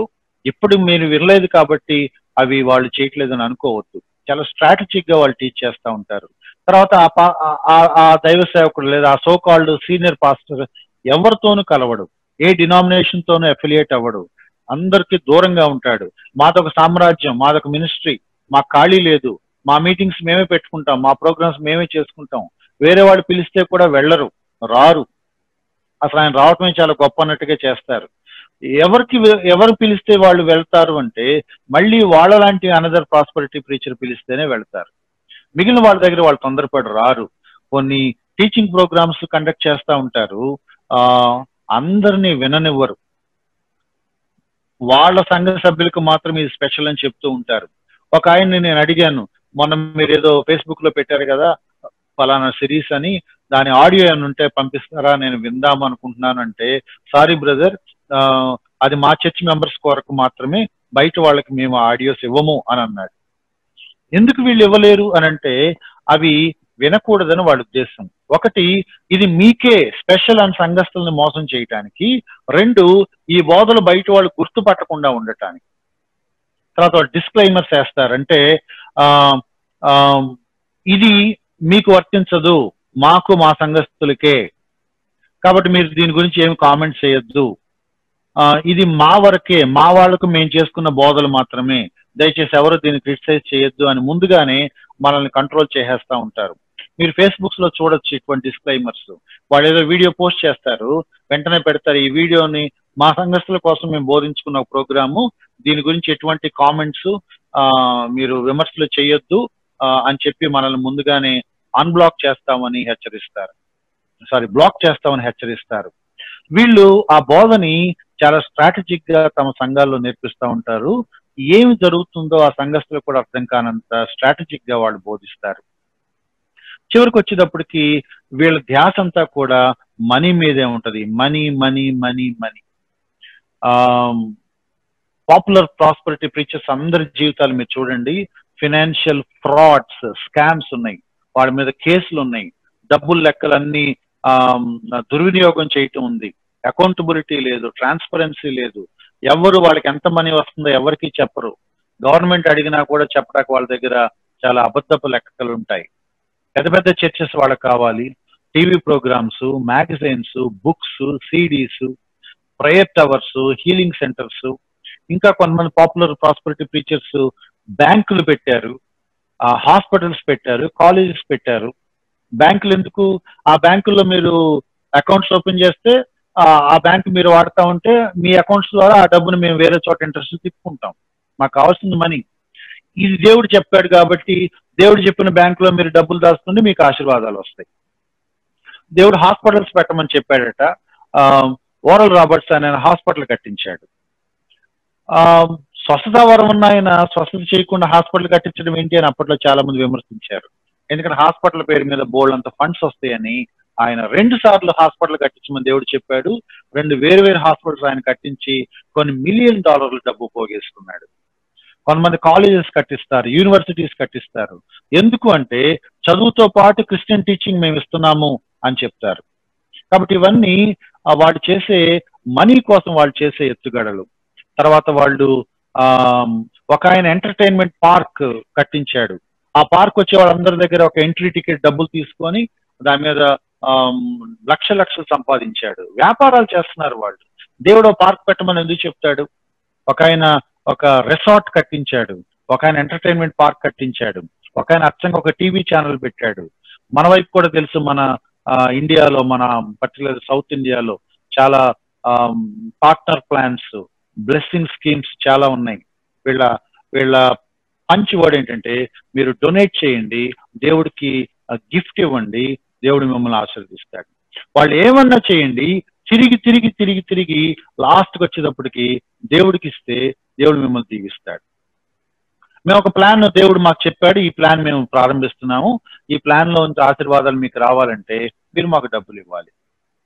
మీకు ఎగ్జామ్స్ ఉన్నాయి, ఆ ఎగ్జామ్స్ లో మీరు బాగా పాస్ అవ్వాలంటే నేను మీకోసం ప్రార్థన చేస్తాను, మీరు నాకు డబ్బులు ఇవ్వండి, అప్పుడు ఆశీర్వాదాలు, ఆ విజయం మీకు వస్తుంది. Everything is linked up to money. క్లుప్తంగా ఒక స్లైడ్ నేను చదువుతాను, నా టైం చాలా అయిపోయింది. ఈ బేసిక్ గా ఈ డాక్ట్రిన్ ను ఫండమెంటల్లీ ఫ్లాడ్, అంటే ఇప్పటివరకు మనం మాట్లాడుకున్న మాటల్లో ప్రతి వ్యూలో కూడా కంప్లీట్ గా డిస్టార్టెడ్ వ్యూ ఆఫ్ స్క్రిప్చర్స్. ఒక్క వాక్యానికి సరైన అర్థం ఉండదు, ఒక్కటి వాళ్ళకి సరైన వివరణ ఉండదు. Fundamentally ఫ్లాడ్. Faulty view of God, దేవుడి గురించిన బేసిక్ ఐడియా డాక్టరినల్ గా సరిగా ఉండరు. ఫాల్టీ వ్యూ ఆఫ్ క్రైస్ట్ గురించిన వాళ్ళ అవగాహన తప్పు, హోలీ స్పిరిట్ గురించిన వాళ్ళ అవగాహన తప్పు, విశ్వాసం గురించిన వాళ్ళ అవగాహన తప్పు. మనిషినేమో దేవుడిని చేస్తారు, దేవుడినేమో మనిషిని చేస్తారు. సువార్త అంటే వాళ్ళ లెక్కలో రిపెంటెన్స్ అనే మాట ఎప్పటికీ రాదు. వాళ్ళ దగ్గర ఉన్న పెద్ద ధోరణి ఏంటంటే, వాళ్ళ చర్చ్కి వచ్చే వాళ్ళందరూ విశ్వాసులే. వాళ్ళ అవిశ్వాసులు అయినా సరే వాళ్ళందరికీ టేక్ ఇట్ ఫర్ గ్రాంటెడ్, అందరూ విశ్వాసులు అన్నట్టే మాట్లాడతారు.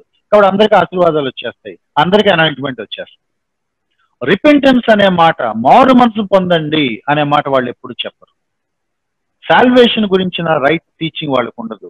సాల్వేషన్, రక్షించబడితే ఏమొస్తాయో చెప్తా ఉంటారు కానీ రక్షించబడటం గురించి వాళ్ళు ఎప్పుడు చెప్పరు. సువార్త గురించి వాళ్ళకి ఏమీ తెలియదు. మరి ముఖ్యమైనది, చర్చ్ గురించిన వాళ్ళ ఆలోచన చాలా దారుణంగా ఉంటుంది. చర్చ్ గురించిన వాళ్ళ బేసిక్ ఐడియా లేదు.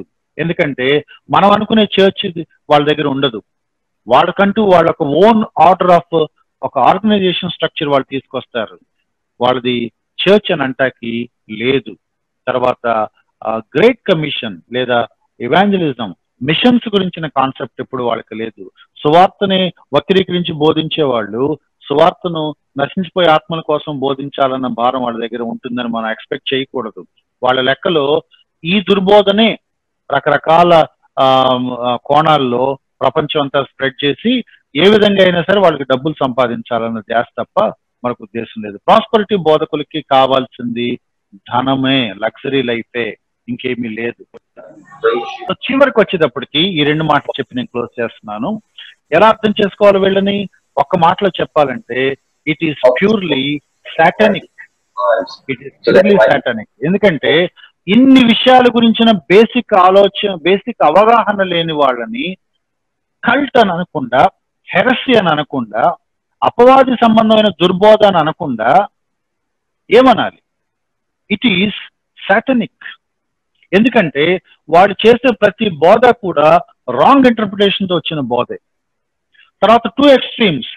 ఒకటేమో కంప్లీట్ ఆ చివరికి పాత నిబంధనకి వెళ్ళిపోయి పాత నిబంధనలో అన్ని మనకు వచ్చేస్తాయని చెప్తారు.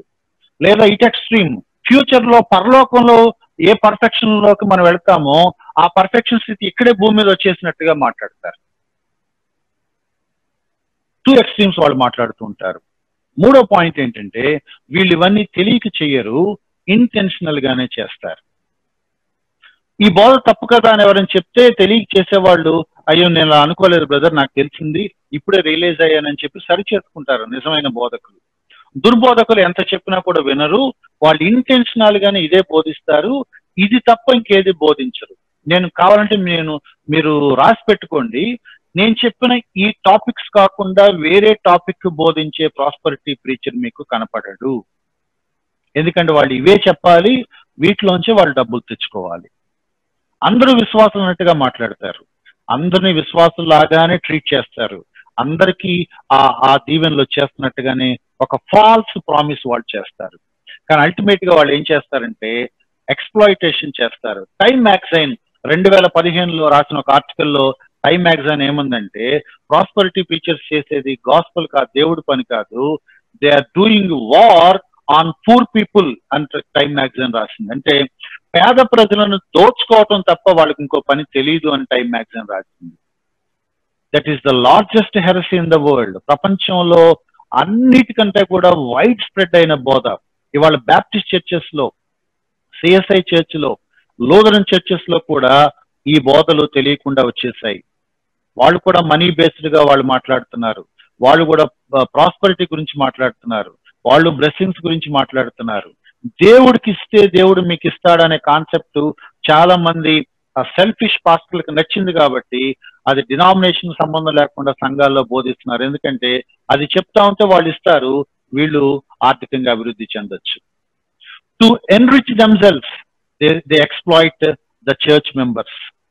లాస్ట్ మాట ఏంటంటే ప్రపంచం అంతట్లో ఉన్న లార్జెస్ట్ హెరసీ ఇదే. ఇండియాలో కూడా మేజర్ ప్రాబ్లం ఇండియాకు ఉన్నది కూడా ప్రాస్పరిటీ గాస్పల్లే. నేను ఎక్కడ చదివాను ఒక ఆర్టికల్లో, India is divide of true gospel and full of prosperity gospel. భారతదేశం అంతట్లో కూడా సత్యస్వార్త వినపట్టలేదు, కానీ ప్రాస్పరిటీ గాస్పల్ అనే దుర్బోధ మాత్రం దారుణంగా వినపడుతుంది. నేను బ్రీఫ్ గా, నేను కొంచెం ఎక్కువ సమయం తీసుకున్నప్పటికీ బ్రీఫ్ గా ఇదంతటిని మీ ముందు పెట్టాను. దీన్ని ఏమన్నారంటే ఏ మల్టీ ఫ్యాసెటెడ్ సాటానిక్ హెరసీ. ఒక బహుముఖంగా వ్యాప్తి చెందిన విభిన్నమైన కోణాలున్న ఒక అపవాది దుర్బోధ. నేను ధైర్యంగానే with all my conscience, with all my heart ఈ మాట చెప్తున్నాను. ఎందుకంటే ఒక్క వచనానికి సరైన అర్థం లేదు. ప్రతి వచనాన్ని వక్రీకరించి అర్థాలు చెప్పారు. దేవుడి దైవత్వాన్ని పక్కన పెట్టారు, మనిషికి దైవత్వాన్ని ఆపాదించారు, పరిశుద్ధాత్మను తమ చేతిలో టూల్ లాగా వాడుకుంటున్నారు. తామే దేవుళ్ళుగా మాట్లాడి తమ విశ్వాస శక్తిని, తమ నోటి శక్తిని వాడి లేనివి ఉన్నట్టుగా క్రియేట్ చేయగలరు. తమ నోటితో ఏది అనుకుంటే జరిగిపోవాలి. అన్నిటికంటే మించి వాళ్ళ విలాసాలకి, వాళ్ళ సెల్ఫిష్నెస్ కి అనుకూలంగా సుఖభోగాలకు కావాల్సినవన్నీ దేవుడు వాళ్ళకి ప్రొవైడ్ చేయాలి. వాళ్ళు లగ్జరియస్ గా, లావిష్ గా బ్రతకాలి. ఇటువంటి బోధన ఏమనాలి? ఏ సాటానిక్ హెరసీ అని అనాలి. కాబట్టి I request all my listeners, all my viewers to observe these people, to study more about this doctrine. మన యంగ్ పీపుల్ ని, మన చర్చ్ మెంబర్స్ ని, పర్టికులర్లీ ఆర్థిక ఇబ్బందులతో, అనారోగ్యాలతో స్ట్రగుల్ అవుతున్న వాళ్ళని ఎరవేసి లాగి మోసం చేసే ఈ ఎక్స్ప్లాయిటర్స్ నుంచి విడిపించమని మనం ప్రార్థన చేయటమే కాదు, మనం వాళ్ళని హెచ్చరిస్తూ బోధలు చేయాలి, అవేర్నెస్ క్రియేట్ చేయాలి. ఈ దుర్బోధ నుంచి దేవుడు మన దేశాన్ని, మన సంఘాలని, మన కుటుంబాలని కాపాడాలని మనందరం ప్రార్థన చేయాలి. మనం దాన్ని ప్రశ్నించి ఆ దుర్బోధను ఎక్స్పోజ్ చేయాలి. దేవుడు మనకు అటువంటి సహాయం చేయను గాక. Thank you everyone.